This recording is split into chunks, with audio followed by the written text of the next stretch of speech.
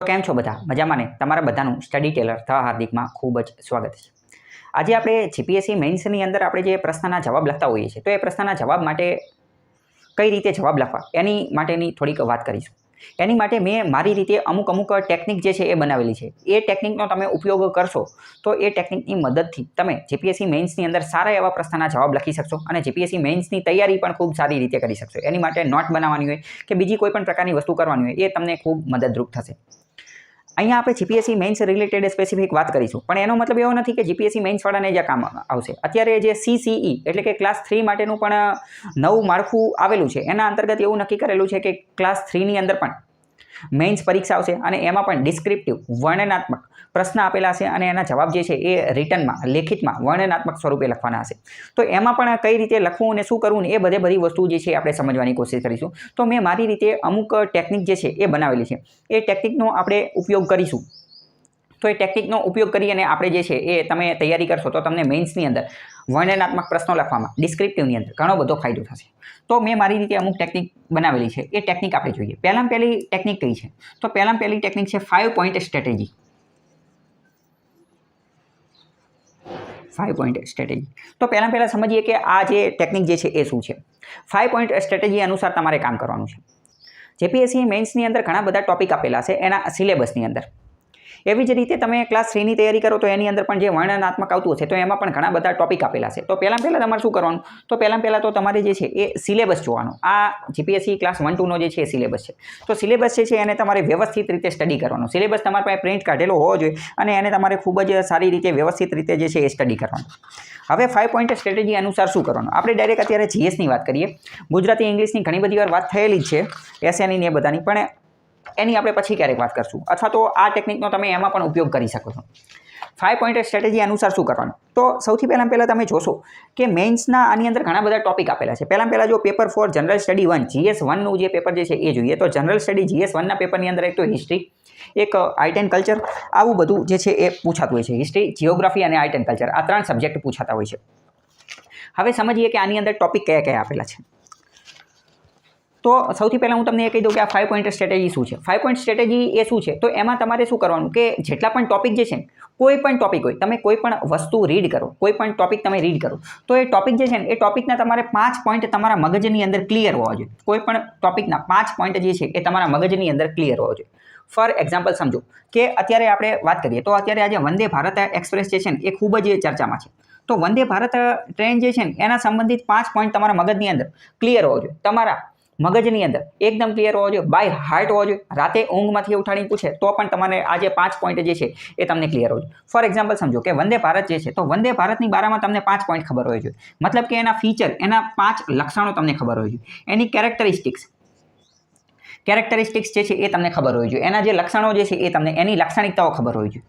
બીજી વસ્તુ, આ વંદે ભારત, તો કે વંદે ભારત જે છે એ એની સ્પીડ શું છે, કઈ રીતે બનાવવી, એ આખો પ્રોજેક્ટ કયો છે, એના કારણે ઇકોનોમીને શું ફાયદો થશે, એના કારણે જે છે કેટલો ખર્ચો કરવામાં આવેલો છે. તો એના 5 પોઈન્ટ, કોઈ પણ 5 પોઈન્ટ જે છે તમને ખબર હોવી જોઈએ. બીજી એકાદી વાત કરીએ. ફોર એક્ઝામ્પલ સમજો કે અત્યારે એક બીજો થોડા સમય પહેલાં એક મુદ્દો ચર્ચામાં હતો કે જોશીમઠ જે છે, જોશીમઠ, તો જોશીમઠની અંદર આજે લેન્ડ સબસિડન્સી અથવા તો જે આ ભૂમિ જે છે નીચે ગરકાવ થઈ ગઈ હતી, એનું એવી ઘટના ઘટેલી હતી. તો એના 5 પોઈન્ટ જે છે એ તમારા મગજની અંદર ક્લિયર હોવો જોઈએ કે શા માટે થયું, એની પાછળના કારણો કયા હતા. કારણો જે છે એ વારંવાર પૂછાતા હોય છે. કારણો કે એના કોઝિસ, એના કારણો કયા હતા. તો 5 કારણ તો તમારા મગજની અંદર એકદમ ફિટ હોવા જોઈએ. બરાબર.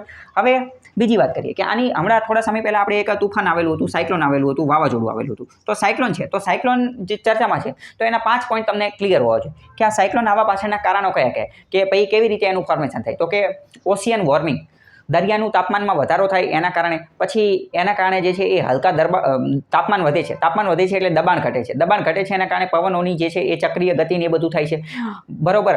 વચ્ચે હલકા દબાણનું નિર્માણ થાય છે, આંખનું નિર્માણ થાય છે. મતલબ કે એ બધા 5 પોઈન્ટ જે છે એ તમારા મગજની અંદર ક્લિયર હોવા જોઈએ. આવી રીતની વસ્તુ તમારે યાદ રાખવાની. ફરીથી હું તમને સમજાવું કે 5 પોઈન્ટ સ્ટ્રેટેજી શું કહે છે. 5 પોઈન્ટ સ્ટ્રેટેજી એવું કહે છે કે કોઈ પણ ટોપિક હોય તો એ ટોપિકના 5 પોઈન્ટ તમારા મગજની અંદર ક્લિયર હોવા જોઈએ. તમને રાતે ઊંઘમાંથી ઉઠાડીને પૂછે તોય તે એ 5 પોઈન્ટ જે છે એ તમને ક્લિયર હોવા જોઈએ. આ પાંચ પોઈન્ટની અંદર ખાસમાં ખાસ તમારે કઈ વસ્તુ યાદ રાખવાની. ઘણા બધા ક્વેશ્ચન એવા પૂછેલા હોય છે કે ફીચર પૂછેલા હોય, એટલે કે અમુક બાબત હોય ને એની લાક્ષણિકતા ડાયરેક્ટ પૂછી લીધેલી હોય, તો લાક્ષણિકતાના 5 પોઈન્ટ યાદ રાખવાના. અમુક કારણ પૂછેલા હોય, જેમ કે ક્લાઇમેટ ચેન્જના કારણો કયા કયા છે, તો એના કારણો તમારે 5 પોઈન્ટ યાદ રાખવાના. બીજી વાત કરીએ કે ઘણી બધી વાર ગવર્મેન્ટ ઇનિશિયેટિવ પૂછેલા હોય. Government initiative in the sense કે સરકારે આ બાબતની અંદર કઈ કઈ પહેલ કરેલી છે, તો 5 પહેલ તમારા મગજની અંદર ક્લિયર હોય છે. ફોર એક્ઝામ્પલ સમજો કે હમણાં એક પ્રશ્ન પૂછાઈ ગયેલો કે ગુજરાત સરકારે પાણી જે છે પાણીના જળ વ્યવસ્થાપન માટે વોટર મેનેજમેન્ટ માટે કઈ કઈ પહેલ કરેલી છે, આવો જ પ્રશ્ન પૂછાઈ ગયો. તો મતલબ કે વોટર મેનેજમેન્ટ માટે કઈ પહેલ કરેલી છે, તો 5 પહેલ તમારા મગજમાં ક્લિયર હોય છે. ફાઇનાન્શિયલ ઇન્ક્લુઝનની વાત છે, નાણાકીય સમાવેશિતા, તો એની માટે ગવર્મેન્ટે કઈ કઈ પહેલ કરેલી છે, તો 5 પહેલ તમારા મગજમાં ક્લિયર હોય છે. રિન્યુએબલ એનર્જી માટે સરકારે કઈ કઈ પહેલ કરેલી છે, તો 5 પહેલ તમને ખબર હોય છે. ફરીથી કહું, 5 પોઈન્ટ સ્ટ્રેટેજી શું કહે છે કે કોઈ પણ ટોપિક હોય તો એના 5 મુદ્દા 5 પોઈન્ટ તમારા મગજની અંદર એકદમ ક્લિયર હોવા જોઈએ. આ 5 પોઈન્ટ કયા કયા હોઈ શકે? એક તો ફીચર હોઈ શકે, કેરેક્ટરિસ્ટિક્સ હોઈ શકે, એના રીઝન, એના કારણો હોઈ શકે, એના કોઝિસ હોઈ શકે, એની ચેલેન્જીસ પણ હોઈ શકે. જેમ કે થોડા સમય પહેલાં તમે જોયું હશે કે રેલવેની અંદર શું થયું, તો કે 2 રેલવે ટ્રેન ઓડિશાની અંદર દુર્ઘટના થઈ ગઈ, 2 ટ્રેન ભટકી ગઈ, તો એના કયા કયા કારણો હોઈ શકે. આવી રીતે ઘણી બધી ટોપિક હોય, ઘણા બધી ઘટના હોય, તો એના 5 કારણો તમને ખબર હોવી જોઈએ અને ગવર્મેન્ટ ઇનિશિયેટિવ હોવો જોઈએ. બરાબર. હવે સિલેબસની અંદર ઘૂસીએ તો સિલેબસની અંદર અમુક જે મેઇન ટોપિક આપેલા છે એ બધા જ ટોપિકના તમને 5 પોઈન્ટ સ્ટ્રેટેજી અંતર્ગત 5 કારણો જે છે એ તમને ખબર હોવી જોઈએ. એના 5 મુદ્દા તમને ખબર હોવી જોઈએ, 5 પોઈન્ટ તમને ખબર હોવી જોઈએ. જેમ કે સમજીએ, પહેલું જ આપેલું છે હિસ્ટ્રી ઓફ ઇન્ડિયા, ભારતનો ઇતિહાસ, કે Indus valley civilization in India and important excavated site. તો ઇન્ડસ વેલી સિવિલાઇઝેશન છે તો એની 5 બાબતો તમને ખબર હોવી જોઈએ. કઈ 5 બાબતો? તો કે સૌથી પહેલાં જો સિંધુ ખીણની સંસ્કૃતિ ઉપર દર વર્ષે જીપીએસસીમાં એક પ્રશ્ન હોય છે, દર વર્ષે એક પ્રશ્ન હોય છે. તો એની ઉપર તમારે શું કરવાનું કે સિંધુ ખીણની જે બાબત હતી, તો સિંધુ ખીણની મુખ્ય લાક્ષણિકતાઓમાં 5 બાબત તમને ખબર હોવી જોઈએ. પહેલું તો કે ટાઉન પ્લાનિંગ, બીજું તો કે ડ્રેનેજ સિસ્ટમ, એટલે કે આની જે ગટર વ્યવસ્થા હતી એ, ત્રીજું તો કે અર્બન ટાઉન પ્લાનિંગ, અર્બન જે શહેરીકરણ હતું એ, પછી સ્માર્ટ સિટી એ બધું એ. બરાબર. તો એવી રીતે કોઈ પણ 5 બાબત જે છે એ તમને ખબર હોય છે. બીજું કે ઇમ્પોર્ટન્ટ એક્સકેવેટેડ સાઇટ, મહત્વની સાઇટ, જેમ કે ધોળાવીરા, જેમ કે લોથલ, જેમ કે કાલીબંગા, આવી રીતે ઘણી બધી છે. તો જીપીએસસીએ ઘણી બધી વાર ડેડિકેટેડ સાઇટ ઉપર પણ ક્વેશ્ચન પૂછેલો છે. ધોળાવીરા ઉપર એક ક્વેશ્ચન પૂછી લીધેલો છે, લોથલ ઉપર એક ક્વેશ્ચન પૂછી લીધો છે. તો બધી જે મહત્વની સાઇટ છે, જેમ કે મોહેજો-દડો, ઓલિંગ પેલિંગ, તો આ બધી સાઇટના પણ 5 પોઈન્ટ તમને ખબર હોવી જોઈએ. ધોળાવીરા તો કે ભાઈ વોટર કન્ઝર્વેશન માટે જાણીતું હતું. બરાબર. કઈ જગ્યાએ આવેલું છે એનું લોકેશન, એના 5 પોઈન્ટ તમારા મગજની અંદર જે છે એ ક્લિયર હોવા જોઈએ. બરાબર. પછી શું કહે છે કે ઇન્ડસ વેલીના સેલિયન્ટ ફીચર્સ, એના જે આ ફીચર આપણે જોયું એ જ એના લક્ષણો, તો એના લક્ષણો તમારા 5 તમારા મગજની અંદર ક્લિયર હોવા જોઈએ. પછી શું કહે છે કે વેદિક ટાઈમ, તો વેદિક સમયગાળો જે છે એની ઉપર પણ ઘણી બધી વાર પ્રશ્ન પૂછેલો છે. તો વેદિક સમયગાળો હતો, તો વેદિક સમયગાળા દરમિયાન એનો સમાજ કેવો હતો, તો એના સમાજ સંબંધિત 5 પોઈન્ટ તમને ક્લિયર હોવા જોઈએ. મતલબ કે એની વેદિક સોસાયટી કેવી હતી, એના 5 પોઈન્ટ ક્લિયર. વેદિક રિલિજિયન, વેદિક સમય અંતર્ગત રિલિજિયસ ધાર્મિક બાબતે કઈ કઈ બાબતો હતી, એના 5 પોઈન્ટ તમારા મગજમાં ક્લિયર હોવા જોઈએ. તમારા 5 પોઈન્ટ તમારા દિમાગની અંદર ગમે ત્યારે ઊંઘમાંથી ઉઠાણી પૂછે તો આવડતું હોવું જોઈએ. પછી વેદિક સમયગાળા દરમિયાન કલ્ચર, સંસ્કૃતિ કેવી હતી, ઇકોનોમી કેવી હતી, તો એ બધાના 5 પોઈન્ટ તમારા મગજમાં ક્લિયર હોય છે. પછી શું આપેલું છે તે કે જૈનિઝમ અને બૌદ્ધિઝમ ઉપર પણ પ્રશ્ન પૂછાય છે. જૈનિઝમ ઉપર ઓછા પૂછાય છે, બૌદ્ધિઝમ ઉપર વધારે પૂછાય, પણ તમારા મગજમાં એના 5 પોઈન્ટ જે છે એ ક્લિયર હોવા જોઈએ.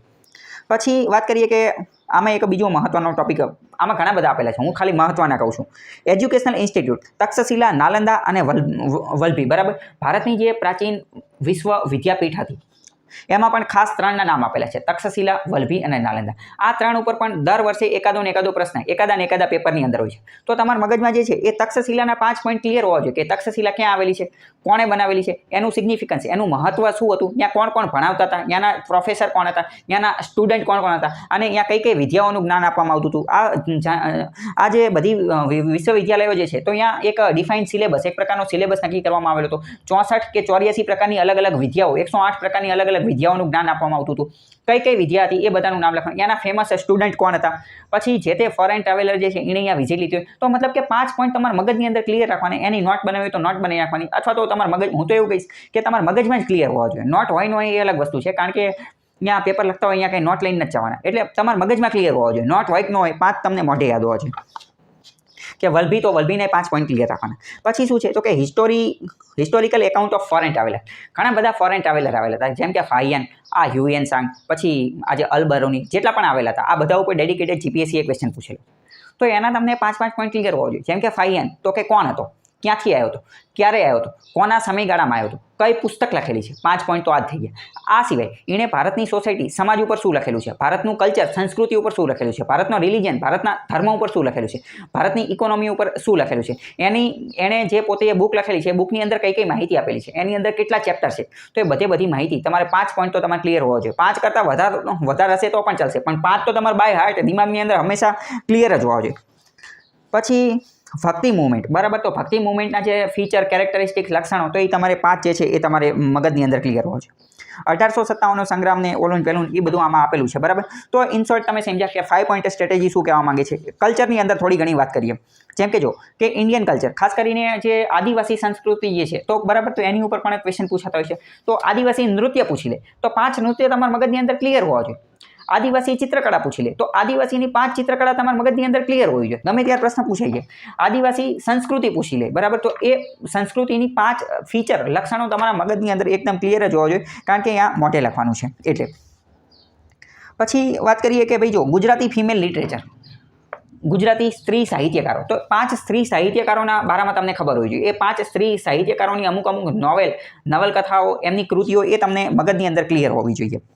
જીઓગ્રાફીની અંદર પણ સેમ એ જ વસ્તુ છે. મેં તમને જે સાયક્લોન વાળું ચલાવ્યું, અર્થક્વેક વાળું ચલાવ્યું, અર્થક્વેકની અંદર તમારે 5 પોઈન્ટ બધાના જે છે એ ક્લિયર રાખવાના છે. બીજું GS2ની અંદર ઘૂસીએ, બરાબર, તો પબ્લિક એડમિનિસ્ટ્રેશન એન્ડ ગવર્નન્સ ઉપર કોઈ પણ ક્વેશ્ચન પૂછે, બરાબર, તો તમારે 5 પોઈન્ટ ક્લિયર હોવા જોઈએ. પોલિટીની અંદર 5 પોઈન્ટ ક્લિયર હોવા જોઈએ. પોલિટીની અંદર ખાસ કરીને વાત કરીએ તો પંચાયતી રાજ બાબતે ક્વેશ્ચન પૂછાતો હોય તો તમારે 5 પોઈન્ટ ક્લિયર હોવા જોઈએ કે ગ્રામ પંચાયતની અંદર કઈ કઈ ચેલેન્જીસ રહેલી છે, ગ્રામ પંચાયતને મજબૂત બનાવવા માટે શું કરવું જોઈએ, ગ્રામ પંચાયત વ્યવસ્થિત કામ નથી કરતી અથવા પંચાયત વ્યવસ્થિત કામ નથી કરતી, તો એની અંદર કઈ કઈ સમસ્યાઓ રહેલી છે. સેકન્ડ ERC જે વાત કીધેલી છે તો એના 5 પોઈન્ટ તમને ક્લિયર હોવા જોઈએ. એથિક્સ, તો એથિક્સની અંદર ખાસમાં ખાસ વસ્તુ તો જેટલી પણ વસ્તુ છે, એક તો કે એટીટ્યુડ, એક તો aptitude, emotional intelligence, human values. પહેલાં તો આ બધાની ડેફિનેશન તમને ખબર હોવી જોઈએ. ચલો, આ 5 પોઈન્ટ સ્ટ્રેટેજીની અંદર એક બીજી મહત્વની વસ્તુ આપણે એ પણ લખીશું કે ડેફિનેશન તમને બધાની જે છે એ બાય હાર્ટ હોવી જોઈએ. અથવા તો ડેફિનેશન નથી ખબર ને તો તમે એવી સ્થિતિમાં હોવા જોઈએ કે તમે ડેફિનેશન બનાવી શકો, ડેફિનેશન જાતે બનાવી શકો એવી સ્થિતિમાં હોવા જોઈએ. તો 5 પોઈન્ટ સ્ટ્રેટેજી અંતર્ગત એક મહત્વનું આ 5 પોઈન્ટ સ્ટ્રેટેજીનો એક પેટા પોઈન્ટ, એક સબ પોઈન્ટ કયો આવશે કે ડેફિનેશન તમને બધાની ખાસમાં ખાસ ખબર હોય છે. ફોર એક્ઝામ્પલ સમજો કે હું તમને એક એક્ઝામ્પલથી સમજાવું. ઇમોશનલ ઇન્ટેલિજન્સ છે, બરાબર, EI અથવા EQ. તો આની બાબતમાં તમને 5 પોઈન્ટ ખબર હોય છે કે ઇમોશનલ ઇન્ટેલિજન્સ બાબતે કોઈ પણ ક્વેશ્ચન પૂછે, બરાબર, તો કે ડેનિયલ ગોલમેન જે છે એણે આના બારામાં કીધેલું છે. એક એણે બુક લખેલી છે તો એની બુકનું નામ ખબર હોય છે કે why emotional intelligence is more important than intelligence, અથવા તો જે IQ કરતાં આ EQ શા માટે મહત્વનું છે એવી બુક લખેલી છે. ડેનિયલ ગોલમેનનું નામ તમારે આવવું જોઈએ. પછી ડેનિયલ ગોલમેને કુલ 4 સિદ્ધાંત આપેલા છે ઇમોશનલ ઇન્ટેલિજન્સને સમજવાના. પહેલાં તો શું કીધેલું છે કે નો યોર સેલ્ફ, પછી અન્ડરસ્ટેન્ડ યોર સેલ્ફ, પછી બીજું શું તો કે નો અધર્સ અને અન્ડરસ્ટેન્ડ અધર્સ. તો આ ચારે એના પોઈન્ટ છે. તો આ તમારા મગજની અંદર ક્લિયર જ હોવું જોઈએ કે ક્વેશ્ચન ગમે એ રીતનો પૂછે, ક્વેશ્ચનનો ટોન ગમે એ રીતનો હોય, તમારે એને પછી આ તમારા પોઈન્ટના આધારે એની અંદર જે છે એ ટાળવાનું છે, બરાબર. સાયન્સ એન્ડ ટેકનોલોજી કોઈ પણ ટોપિક હોય તમારે બધી વસ્તુ જે છે એ આવી રીતે ચલાવવાની છે. તો આશા કરું કે તમને ભાઈ ખ્યાલ આવી ગયો હશે કે ભાઈ 5 પોઈન્ટ સ્ટ્રેટેજીનો કઈ રીતે ઉપયોગ કરવાનો. 5 પોઈન્ટ સ્ટ્રેટેજી ફરીથી કહું છું, દરેક ટોપિક તો દરેક ટોપિકના 5 પોઈન્ટ, 5 મુદ્દાઓ તમારા મગજની અંદર ક્લિયર હોવા જોઈએ. હવે જે બીજા નંબરની ટેકનિક જે છે એ ટેકનિકનું નામ છે ફોલ્ડર ટેકનિક. તો આ ફોલ્ડર ટેકનિક શું છે એ આપણે થોડી વાત કરીએ. ફોલ્ડર ટેકનિક, ફોલ્ડર એટલે તમને ખબર હશે કે ભાઈ આ કોમ્પ્યુટરની અંદર આપણે નવું ફોલ્ડર બનાવતા હોય, મોબાઈલની અંદર ને ઓલાની અંદર ને પહેલાંની અંદર, તો એક ફોલ્ડર બનાવતા હોય. ફોલ્ડર ટેકનિકને તમે ક્લાસિફિકેશન, વર્ગીકરણ પણ કહી શકો છો. તો આની અંદર શું કરવાનું, તમારે એક્ઝામની અંદર તમારી એક્ઝામની અંદર એક્ઝામિનેશન હોલની અંદર તમે જ્યારે પરીક્ષામાં આન્સર લખતા હોય ત્યારે તમારે વધારે ફોલ્ડર બનાવવાના છે. જેટલા વધારે ફોલ્ડર બનાવશો એટલા વધારે માર્ક મેળવશો. જેટલા વધારે ફોલ્ડર એટલા વધારે માર્ક. ફોલ્ડર કઈ રીતે બનાવવા, શું કરવું, ઓલું પહેરવું, એ હું તમને થોડું ઘણું સમજાવું. તો આપણે 5 પોઈન્ટ સ્ટ્રેટેજીની અંદર પહેલાં શું સમજ્યા કે તમારે બધી જ બાબતોના 5 પોઈન્ટ જે છે એ યાદ રાખવાના. આ 5 પોઈન્ટ યાદ રાખ્યા ને તો આ 5 પોઈન્ટને આ ફોલ્ડરની અંદર ફિટ કરવાના. ફોર એક્ઝામ્પલ સમજો કે આપણે હિસ્ટ્રીની કોઈ વાત કરી. હિસ્ટ્રીની અંદર એક ટોપિક લઈએ કે ફોરેન ટ્રાવેલરે ભારતની અંદર જે વિઝિટ કરેલી હતી એમાં પણ આપણે ખાસ કરીને વાત કરીએ કે ફાહિયાનની બાબત જે છે તો ફાહિયાનના 5 પોઈન્ટ તમારે યાદ રાખવાના. હવે દરેક 5 પોઈન્ટ જે છે ને તો એને તમારે એક અલગ ફોલ્ડરની અંદર બનાવવાના. કે પહેલું ફોલ્ડર આપણે બનાવીએ કે ફાહિયાન જે છે એને સોસાયટી વિશે શું કીધેલું છે, સમાજ ઉપર શું કીધેલું છે, તો સમાજના 5 પોઈન્ટ. તમે ઓરિજિનલ આન્સરની અંદર જે એક્ઝામ જે છે એક્ઝામની અંદર તમે જે આન્સર લખતા હોય તમે જે આન્સર જે લખતા હોય બરાબર, તો એની અંદર તમારે શું કરવાનું એ આપણે સમજીએ. ઓરિજિનલ આન્સર તમે જ્યારે લખતા હોય તો એને જે 5 પોઈન્ટ જે છે તો એને તમારે અલગ અલગ ફોલ્ડરની અંદર ગોઠવવાના છે. જેમ કે સોસાયટી, તો કે ફાહિયાને સમાજની અંદર કઈ કઈ બાબતો કીધી છે કે સમાજ 5 વર્ગની અંદર વિભાજિત હતો, 7 વર્ગની અંદર વિભાજિત હતો, કયા કયા વર્ગો હતા. તો પહેલું બનાવવાનું સોસાયટી. બીજા નંબરનું માની લો કે રિલિજિયન, કે એને ધર્મની બાબતે કઈ કઈ બાબત કીધેલી છે, તો આ બીજું ફોલ્ડર બની ગયું. તો ધર્મ બાબતે જે બાબતો કે હિન્દુ ધર્મ બાબતે શું લખ્યું, બૌદ્ધ ધર્મ બાબતે શું લખ્યું, જૈન ધર્મ બાબતે શું લખ્યું, અન્ય ધર્મ બાબતે શું લખ્યું એ. ત્રીજા નંબરની વાત કરીએ કે ભાઈ કલ્ચર,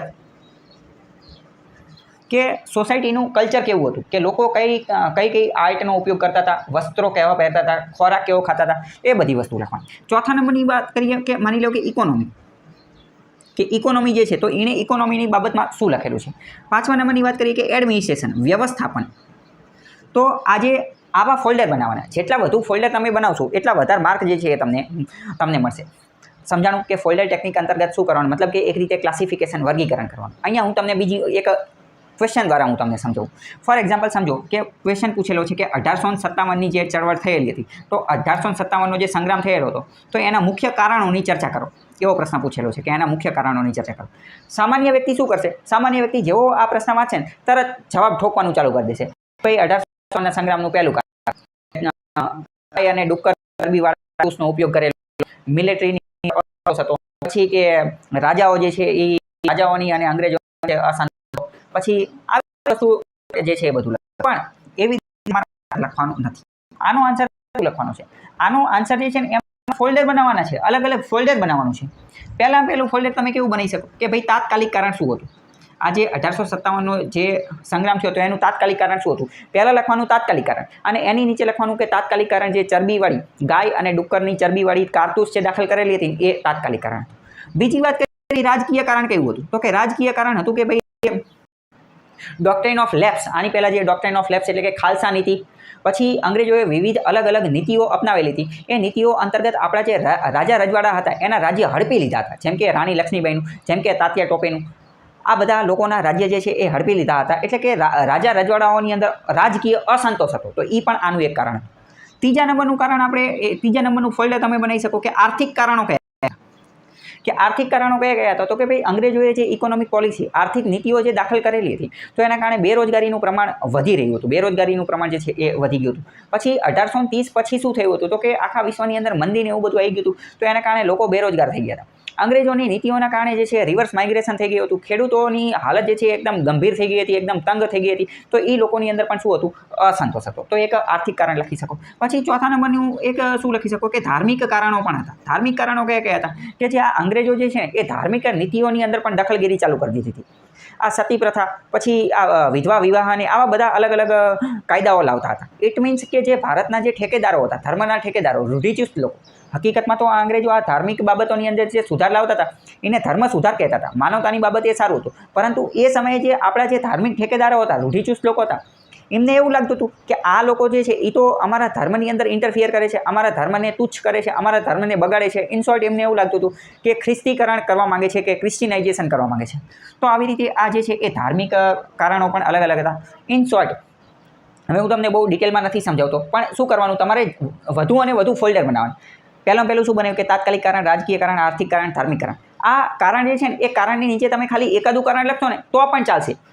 હકીકતમાં તો 2-3 કારણ લખવા પડે, એ 2-3 લીટી લખવી પડે. પણ આવી રીતે તમે ફોલ્ડર બનાવશો ને તો તમારો આન્સર જે છે એ થોડોક વ્યવસ્થિત લાગશે, અને એક્ઝામિનર, પેપર ચેક કરવાવાળા વ્યક્તિને લાગશે કે ભાઈ ના, આને ખબર પડે છે કે આ વ્યક્તિ જે છે ને એ અલગ અલગ એસ્પેક્ટ, અલગ અલગ આયામ જે છે એ વિચારી શકે છે. જ્યારે તમે ફોલ્ડર બનાવશો, ફોલ્ડર બનાવવાથી શું થશે કે ફોલ્ડર બનાવવાથી જે છે એ તમારી વિચારવાનો દ્રષ્ટિકોણ જે છે એ મજબૂત થશે, અને એને વિવિધ અલગ અલગ આયામ મળશે. એક ઓફિસરનું કામ શું હોય, એક ઓફિસરનું કામ એ હોય કે અલગ અલગ દ્રષ્ટિકોણથી વિચારી શકો છો. અહીંયા ચલો આપણે એક બીજો ક્વેશ્ચન પણ જોઈએ. ફોર એક્ઝામ્પલ સમજો કે આર્ટિફિશિયલ ઇન્ટેલિજન્સની અસર વર્ણવો, એની અસર વર્ણવો, એવો ક્વેશ્ચન પૂછાઈ ગયો. તો આર્ટિફિશિયલ ઇન્ટેલિજન્સની જ્યારે અસર વર્ણવવાની હોય તો એ અસરને તમારે કઈ રીતે વર્ણવવાની? તો એમાં પણ તમારે સેમ આ જ વસ્તુ કરવાનું કે એની સોસાયટી ઉપર શું અસર થશે, ઇકોનોમી ઉપર શું અસર થશે, સંસ્કૃતિ ઉપર શું અસર થશે, ધર્મ ઉપર શું અસર થશે, આર્ટિફિશિયલ ઇન્ટેલિજન્સ છે તો એની ઇન્ડિવિડ્યુઅલ એક વ્યક્તિ ઉપર શું અસર થશે, આખા સમાજ ઉપર, બિઝનેસ ઉપર શું અસર થશે. તો એવી રીતે તમારે વધુ અને વધુ ફોલ્ડર બનાવવાના. ફરીથી હું કહું છું, the more folder you make the more mark you fetch. જેટલા વધુ ફોલ્ડર બનાવશો એટલા વધારે માર્ક જે છે એ તમે પ્રાપ્ત કરશો. તો બીજા નંબરની ટેકનિક પણ તમને ખ્યાલ આવી છે કે ફોલ્ડર ટેકનિક. ફોલ્ડર ટેકનિક અંતર્ગત શું કરવાનું? જે પહેલા નંબરની ટેકનિક હતી 5 પોઈન્ટ સ્ટ્રેટેજી, 5 પોઈન્ટ સ્ટ્રેટેજીની અંદર જે 5 પોઈન્ટ બનાવેલા હતા એને આવી રીતે ક્લાસિફિકેશન કરી અને વર્ગીકરણ કરવાનું. આપણી જે ત્રીજા નંબરની ટેકનિક જે છે એ કઈ છે? તો ત્રીજા નંબરની જે ટેકનિક જે છે ને એ છે કીવર્ડ અન્ડરસ્ટેન્ડિંગ. Keyword understanding. ઘણી બધી વાર કેવું થાય કે ભાઈ પ્રશ્ન પૂછાયેલો હોય ને તો વિદ્યાર્થી જે છે અથવા જે લખવા એસ્પાયરન્ટ જે છે એ પ્રશ્ન સમજતા જ નથી. એમ દે લખે જ રાખે 2 પન્ના ભરાઈ જાય. પણ થાય શું? માર્ક જ ન મળે અથવા તો 0 માર્ક મળે. અમુક વાર તો એવા પણ પેપર આવેલા છે કે જેમાં ઘણું બધું પૂછેલું હોય પણ 0 માર્ક મળેલા હોય. અને કદાચ ચેક કરવાનું હોય તો એ કારણ કે 0 માર્ક શું લેવા મળતો હોય? કારણ કે એને બધી બાબતો લખેલી હોય એ બધી ઇરિલેવન્ટ હોય. જે પ્રશ્ન પૂછેલો હોય એ જ સમજેલા ન હોય. એટલે કે કીવર્ડને અન્ડરસ્ટેન્ડ કરવું જરૂરી છે. કીવર્ડને અન્ડરસ્ટેન્ડ કરવું ઇટ મીન્સ કે ક્વેશ્ચનની ડિમાન્ડને સમજવી. ક્વેશ્ચનની જે ડિમાન્ડ જે છે એ અત્યંત મહત્ત્વની છે. એને સમજવું ખૂબ જરૂરી છે. અને કીવર્ડ અન્ડરસ્ટેન્ડ કરવું એ શું એ આપણે થોડું સમજીએ. એને હું જે છે ને એ તમને થોડા ક્વેશ્ચન આન્સરથી હું તમને સમજાવવાની કોશિશ કરું. ચલો એકાદો ક્વેશ્ચન આપણે લઈએ. આ અત્યારે તાજેતરની અમુક જીપીએસસીની પરીક્ષામાં જે પ્રશ્ન પૂછાયેલા છે એની આપણે થોડીક વાત કરીએ. ફોર એક્ઝામ્પલ સમજો કે એક પ્રશ્ન પૂછેલો છે કે અસહકારની લડતના વિવિધ પાસાઓની વિગત આપી તેનું મૂલ્યાંકન કરો. Give details of the various aspect of non cooperation movement and evaluate them. આની અંદર અત્યંત મહત્વનો કીવર્ડ કયો છે? આ તો જો પહેલાં તો આ પ્રશ્ન તો એકદમ સહેલો છે. આમાં કંઈ એવું છે જ નહીં કે ભાઈ ક્વેશ્ચનની ડિમાન્ડ સમજાય નહીં. આમાં બધું સમજાઈ જાય એવું જ છે. આમાં કોઈ બહુ રોકેટ લેવલનો પ્રશ્ન નથી પૂછ્યો. તો આમાં જે કીવર્ડ જે છે એ શું છે? તો કે non cooperation movement.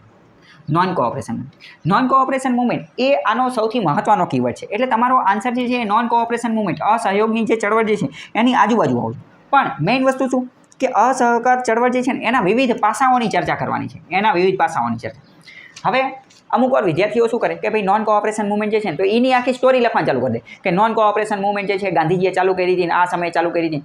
No doubt એ બધું લખી શકાય, એ બધું ઇન્ટ્રોડક્શનની અંદર લખી શકાય. પણ એની આખી સ્ટોરી 2 પાનાની અંદર નથી લખવાની કે નોન કોઓપરેટ પછી કે ચોરી ચોરા કાંડ થયો બંધ કરી નાખ્યું, આમ નહોતું કરવાનું, ઓલું પેલું, એવી બધી સ્ટોરી આમાં લખવાની નથી. નોન કોઓપરેશન મૂવમેન્ટ તો એનું ખાલી ઇન્ટ્રોડક્શન આપી અને પછી આ કીવર્ડ આપણે અન્ડરસ્ટેન્ડ થઈ ગયા તો એના અલગ અલગ પાસા લખવાના છે. એના અલગ અલગ પાસા મતલબ કે એનું સોસાયટી માટેનું પાસું શું હતું, એની અંદર મહિલાઓએ જે ભાગીદારી કરી હતી એના બારામાં લખવાનું છે, ચિલ્ડ્રન બાળકોએ જે ભાગીદારી કરી હતી એના બારામાં લખવાનું છે, એના અંતર્ગત નવી એજ્યુકેશન ઇન્સ્ટિટ્યુશન જે બની હતી એના બારામાં લખવાનું છે, એના અંતર્ગત અમે જે ચરખાનું ને એ બધાનું ઇન્ડિજિનાઇઝેશન સ્વદેશીકરણને જે પ્રોત્સાહન મેળવ્યું હતું. તો આ બધા એના અલગ અલગ પાસા છે. ત્યાં સ્ટોરી નથી લખવાની. અહીંયા તમે બીજી વસ્તુ પણ નોટ કરી હશે કે આ બધા જે પાસા લખવાના હતા તો એ બધા પાસા તમે કઈ રીતે લખી શકો? તો આ બધા પાસા તમે 5 પોઈન્ટ સ્ટ્રેટેજી અને ફોલ્ડર ટેકનિકની મદદથી જ લખી શકો. ફોલ્ડર ટેકનિક જેટલા ફોલ્ડર બનાવવાના તો એ બધા ફોલ્ડર આમાં બનાવવાના હતા. બરાબર. બીજું એકાદો ક્વેશ્ચન જોઈએ કે ફોર એક્ઝામ્પલ સમજો કે બીજો ક્વેશ્ચન પણ ખૂબ સારો છે. આ તાજેતરમાં જે જીપીએસસી એસીએફનું પેપર લીધું એનું જ હું ચલાવું છું કે Mandvi port has played the important role in the marine trade discuss. દરિયાઈ વેપારમાં માંડવી બંદરે મહત્વની ભૂમિકા ભજવેલ છે. ચર્ચા કરો. આ પ્રશ્ન એવો છે જે જનરલી કોઈ વાંચેલો ન હોય, કારણ કે અહીંયા માંડવી બંદર કોઈ વાંચવાનો જોઈએ. આ કોઈ એટલું ડિટેલમાં કોઈ વાંચેલું ન હોય. આના બારામાં આપણને છૂટક જ્યાં ત્યાંથી વાંચેલું હોય. આ એક રીતે બાઉન્સર ટાઈપનો ક્વેશ્ચન હતો. આ કોઈ તૈયારી કરી ન હોય. મેં તમને જે આ 5 પોઈન્ટ સ્ટ્રેટેજી કીધી બરાબર, તો એમાં કે તમે કંઈ આના કંઈ 5 પોઈન્ટ તૈયાર કર્યા ન હોય તો આનો આન્સર કઈ રીતે આપવાનો એ સમજ. પહેલી વસ્તુ તો હું તમને બીજું કહી દઉં કે એનો મતલબ એવો પણ નથી કે આ ક્વેશ્ચન જો એ કોઈ પ્રિડિક્ટ ન કરી શકે. બીજી વાત હું તમને કહું, જીપીએસસી વારંવાર કચ્છ પ્રદેશ છે ને એની ઉપર વારંવાર આવા બાઉન્સર નાખતું હોય છે. કચ્છ પ્રદેશ ઉપર આવા વારંવાર પ્રશ્ન પૂછેલા છે. આની પહેલાં વ્હાઇટ રણ, સફેદ રણ જે છે એની ઉપર એક પ્રશ્ન પૂછેલો છે. આની પહેલાં કચ્છની સંસ્કૃતિ ઉપર જે છે એ પ્રશ્ન પૂછેલો છે. આની પહેલાં ધોળાવીરા ઉપર પ્રશ્ન પૂછેલો છે અને અત્યારે ફરીથી આ માંડવી બંદર જે છે એની ઉપર પ્રશ્ન પૂછેલો. આની પહેલાં જે છે એ કચ્છનું એક બંદર આવેલું છે કંડલા બંદર ઉપર પણ ડેડિકેટેડ પ્રશ્ન પૂછેલો છે. ઇટ મીન્સ કે કચ્છની જે જિયોગ્રાફી જે છે, કચ્છનું જે ભૂગોળ, કચ્છની ભૂગોળને લગતા, કચ્છના જે લેન્ડસ્કેપ, કચ્છની અંદર જે જમીન ઉપર જે બધી વસ્તુ પર્વતો, પહાડો, નદીઓ, આ જે શું કહેવાય ને પોર્ટ, બંદરને એની ઉપર જીપીએસસીએ વારંવાર પ્રશ્ન પૂછેલા છે. તો મતલબ એ તમારી તૈયારી હોવી જોઈએ. પણ તોય તે માંડવી બંદર ડિટેલમાં કર્યું હોય તો એવું તો બહુ મુશ્કેલ છે કે કોઈ તે કર્યું હોય. પણ શું કરવાનું એ આપણે સમજીએ, ફરીથી સમજીએ કે દરિયાઈ વેપારમાં માંડવી બંદરે મહત્વની ભૂમિકા ભજવેલ છે. ચર્ચા કરો. તો આની અંદર કીવર્ડ કયા છે? તો આની અંદર કીવર્ડ પહેલો છે કે માંડવી પોર્ટ, એટલે કે માંડવી બંદર. અને બીજો કયો છે? બીજો કીવર્ડ છે કે મરીન ટ્રેડ, એટલે કે દરિયાઈ વેપાર. તો આમાં તમારો જે આખો આન્સર જે છે ને એ આ બે વસ્તુની આજુબાજુ હોવો જોઈએ. તમારે ક્વેશ્ચનની અંદર આવી રીતે કીવર્ડ અન્ડરસ્ટેન્ડિંગ અને કીવર્ડને આઈડેન્ટિફાઈ કરતાં તમને આવડતું હોવું જોઈએ. ઘણી બધી વાર વિદ્યાર્થી શું કરે કે એ ખાલી અમુક વાર શું કરે કે આ એક જ વસ્તુને ધ્યાને લે કે માંડવી પોર્ટ, માંડવી બંદરનું નકરું આવડતું એને બધું ઠપકાર કરે. માંડવી બંદર કચ્છમાં આવેલું છે ને આણે બનાવ્યું હતું, ઓલું કર્યું હતું, પેલું કર્યું હતું, એનો ઇતિહાસ ને ઓલું કર્યું, એ બધું લખે. પણ એને અંતર્ગત મરીન ટ્રેડમાં માંડવી બંદરની શું ભૂમિકા હતી એ પણ લખવું પડે કે માંડવી બંદરેથી કયા પ્રકારનો દરિયાઈ વેપાર થતો હતો, કઈ વસ્તુ આયાત કરવામાં આવતી હતી, કઈ વસ્તુ નિકાસ કરવામાં આવતી હતી, કયા દેશ હારે જે છે એ વેપાર કરવામાં આવતો હતો. આ માંડવી બંદર અંતર્ગત મરીન ટ્રેડની અંદર એનું ઇકોનોમીની અંદર શું યોગદાન હતું, જીડીપીની અંદર શું યોગદાન હતું, કેટલા ટકા વેપાર જે છે બધો થતો હતો. ઇટ મીન્સ કે બે કીવર્ડ જે છે એ સમજવાના છે. ઘણી બધી વાર વિદ્યાર્થીઓ શું કરે કે આગળનો અથવા તો એસ્પાયરન્ટ જે આગળનો કીવર્ડ હોય ને એ જ સમજે, પાછળનું તો એ ઠપકારે, એના ધ્યાનમાં જ ન હોય, એના મગજમાં જ ન હોય, એને તો કોઈ ધ્યાન જ ન લે. બીજો એક ક્વેશ્ચન જે છે એ પણ હું અહીંયા ડિસ્કસ કરવા માંગીશ. એ આપણે જીપીએસસી સિવાયનો એકાદો બીજો ક્વેશ્ચન લઈએ. જેમ કે આ ટાટનું પેપર હતું, મેઇન્સનું, ગુજરાતીનું. એક પત્ર પૂછેલો હતો. એ પત્ર શું પૂછેલો હતો એ હું તમને કહું કે તરુણાવસ્થામાં પ્રવેશી રહેલા તમારા ભત્રીજાને જન્મદિન નિમિત્તે આશીર્વાદ અને સંદેશ આપતો પત્ર લખો. ફરીથી કહું છું, તરુણાવસ્થામાં પ્રવેશી રહેલા તમારા ભત્રીજાને જન્મદિન નિમિત્તે આશીર્વાદ અને સંદેશ આપતો પત્ર લખો. હવે આની અંદર કીવર્ડ શું છે? પહેલાં તમારે ક્વેશ્ચનને અન્ડરસ્ટેન્ડ કરવો પડે, કીવર્ડને અન્ડરસ્ટેન્ડ કરવો પડે અને કીવર્ડને આઈડેન્ટિફાઈ કરવો પડે, તો તમે ક્વેશ્ચનની ડિમાન્ડ સમજી શકો. તો આની અંદર કીવર્ડ કયા છે એ હું તમને કહું. પહેલો કીવર્ડ તો છે તરુણાવસ્થા, કારણ કે તમારો જે ભત્રીજો જે છે એ તરુણાવસ્થામાં પ્રવેશી રહ્યો છે. બીજો કીવર્ડ છે જન્મદિવસ. જન્મદિવસની એને શું આપવાની છે? શુભેચ્છા આપવાની છે. જન્મદિવસની શુભેચ્છા, ઇટ મીન્સ કે આશીર્વાદ. અહીંયા આમાં આશીર્વાદ શબ્દ લખેલો છે, તો બીજો મતલબ કે એ જે કીવર્ડ જે છે એ કયો છે? આશીર્વાદ. અને સાથે શું છે કે એને સંદેશ આપતો પત્ર લખવાનો છે. જે સામાન્ય વ્યક્તિ પ્રથમ નજરે આ જે ટોપિક, આ ક્વેશ્ચન વાંચે ને તો એને શું લાગે? એને એવું લાગે કે ભાઈ આ તો તરુણાવસ્થામાં જે જન્મદિવસની શુભેચ્છા આપવાનો એનો પત્ર લખવાનો. એટલે બધું ઠપકા કરે કે હેપી બર્થડે ને તમને જન્મદિવસની ખૂબ ખૂબ શુભકામના, તું જીવો 1000 સાલ ને તમે 100 વર્ષના થાઓ ને ઓલું ને પેલું એ બધું લખે. તને ગિફ્ટ મોકલાવું છું. પણ હા, નો ડાઉટ એ લખવાનું છે, પણ એ ખાલી એટલું જ નથી લખવાનું, બધા કીવર્ડને આઈડેન્ટિફાઈ કરવાનું છે. આ એક એવો ટોપિક છે કે આ તરુણાવસ્થા આ જે પત્ર લખવાનું. તો 10મા ધોરણવાળા વ્યક્તિને તમે આપો ને તો એ આ પત્ર લખીએ કે 12માવાળા નહીં લખીએ, 12માવાળો લખીએ કે પણ ભાઈ તમને સાહેબ બનાવે છે. તો સાહેબ બનાવવા માટે તમારો આન્સર જે છે એ થોડો અલગ હોવો જોઈએ. તો એની માટે પહેલાં શું તમારે કીવર્ડ અન્ડરસ્ટેન્ડિંગ, ક્વેશ્ચનની ડિમાન્ડ સમજવી પડે, કીવર્ડને અન્ડરસ્ટેન્ડ કરવો પડે. કીવર્ડ મેં તમને કીધું કે કયા છે કે તરુણાવસ્થા છે, જન્મદિવસ છે, શુભેચ્છા છે એટલે કે આશીર્વાદ અને સંદેશ. તો તમારા પત્રની અંદર આ 3 બાબતો જે છે ને એ હોવી જોઈએ. કઈ હોવી જોઈએ એ આપણે સમજીએ. પહેલાં તો એમને જન્મદિવસની શુભકામના આપવાની છે. ભાઈ જન્મદિવસની હેપી બર્થડે ઓલું પેલું એ બધું એનું ગિફ્ટની વાતો થતી હોય તો એ કહેવાની. હવે જન્મદિવસને પણ તમારે શું કરવાનું કે જન્મદિવસને પણ તમારે એવું કરવાનું કે ભાઈ જન્મદિવસ જે છે એ ગુડવિલ માટે, લોકોના કલ્યાણ માટે વૃદ્ધાશ્રમમાં જઈને અથવા જે બાળ મજૂર કે એ બધાનું ચિલ્ડ્રન રિહેબિલિટેશન હોમ હોય ત્યાં જઈ અને તમે જન્મદિવસ મનાવી શકો છો. અથવા જન્મદિવસની અંદર તમે એને કદી પુસ્તક ગિફ્ટમાં આપી શકો છો. ભાઈ ગાંધીજીનો અહિંસાની પુસ્તક કે એવી કોઈ પુસ્તક ગિફ્ટમાં આપી શકો. પહેલી વસ્તુ. બીજી વસ્તુ, જન્મદિવસની અંદર પણ અત્યારે ઘણા બધા દૂષણો આવી ગયા છે કે જેમ કે આ કેક જે છે મોઢા ઉપર લગાવવામાં આવતો હોય, છાશ ને એ બધું ઉડાડતા હોય ને અત્યારે એ બધી વસ્તુ જે છે ઉડાડતા હોય. તો કે ભાઈ તું આવું ન કરતો, ભત્રીજાને આપણે કહેવાનું છે તો તું આવું ન કરતો. એ રીતને એક કીવર્ડ જે છે હોઈ શકે છે. બીજો મહત્વનો કીવર્ડ હતો કે તરુણાવસ્થાની અંદર એ પ્રવેશી રહ્યો છે, એટલે કે કોલેજની અંદર ઘૂસવા જઈ રહ્યો છે અથવા તો 12-18 વર્ષ જે એ લાગુ પડતું હોય બરાબર, જે કોલેજવાળા ફેઝની અંદર. તરુણાવસ્થા એ એવી ઉંમર છે કે જ્યાં વ્યક્તિ, બાળક જે છે એની ઉપર મિત્રોનો પ્રભાવ સૌથી વધુ હોય છે અને એ જે છે એ દેખાદેખીમાં આ ઇન્સ્ટાગ્રામમાં, સોશિયલ મીડિયામાં એ બધાનો પ્રભાવ જે છે એની ઉપર વધારે હોય છે અને આ એની બગડવાની ઉંમર છે, બગડવાની અથવા બનવાની ઉંમર છે. તો એનો આપણે સંદેશ આપવાનો છે.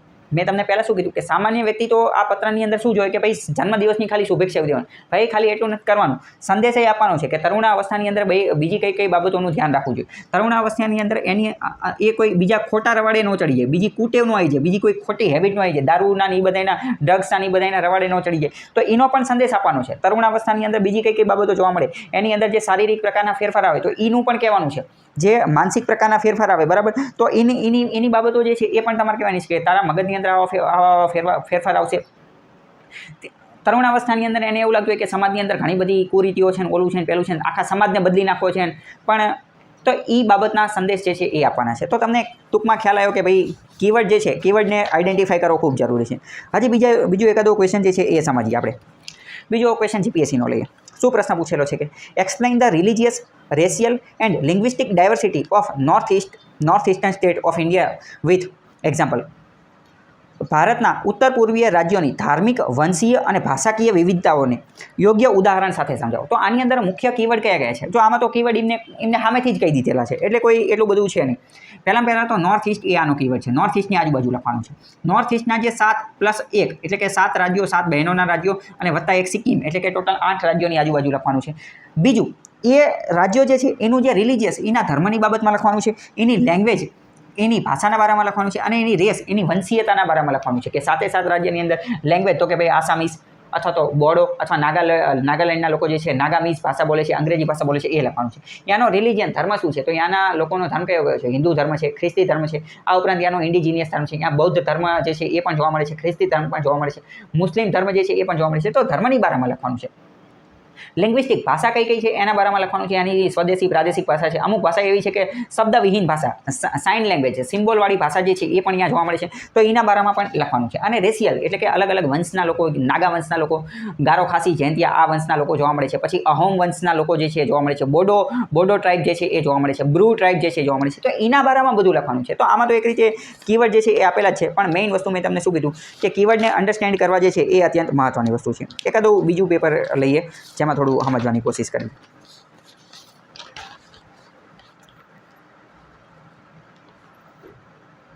ચલો, આ એક ક્વેશ્ચન પૂછેલો છે કે કૌટિલ્યનું અર્થશાસ્ત્ર એ વહીવટી અને કલ્યાણકારી વિચારોનો ખજાનો છે. ચર્ચા કરો. Kautilya's administration is a treasure house of administrative and welfare idea. Discuss. તો આની અંદર કીવર્ડ કયા છે? કીવર્ડ કયા છે? પહેલાં તો કૌટિલ્યનું અર્થશાસ્ત્ર એટલે કૌટિલ્યનું અર્થશાસ્ત્ર પુસ્તક જે છે એના બારામાં તમારે થોડી ઘણી માહિતી જે છે આપવી પડે. એ એનું ઇન્ટ્રોડક્શન બને. પછી બીજું શું છે? તો કે ટ્રેઝર હાઉસ એટલે કે ખજાનો છે. કોનો? તો કે એડમિનિસ્ટ્રેટિવ અને વેલફેર આઈડિયા. તો આ જે અર્થશાસ્ત્ર જે છે એની અંદર એડમિનિસ્ટ્રેશન, વહીવટી બાબતોની અંદર કેટલી બાબતો લખેલી છે કે વહીવટને એને કઈ બાબતોની અંદર વિભાજિત કરેલો છે. રાજા અને વહીવટના કેટલા અંગો આપેલા છે. અમાત્ય વિશે શું કીધેલું છે, રાજા વિશે શું કીધેલું છે, મિલિટરી ઓફિસર વિશે શું કીધેલું છે, રેવન્યુ ઓફિસર વિશે, આજે ફોરેન ઓફિસર વિશે, પાસપોર્ટ ઓફિસર વિશે, આ બધું મૌર્ય અંતર્ગત ચાણક્યએ લખેલું છે. તો એ બધું એડમિનિસ્ટ્રેશનની અંદર આવે. એ બધાના ફોલ્ડર બનાવીને એ તમારે લખવું પડે. તો એડમિનિસ્ટ્રેશન એનું એક કીવર્ડ છે.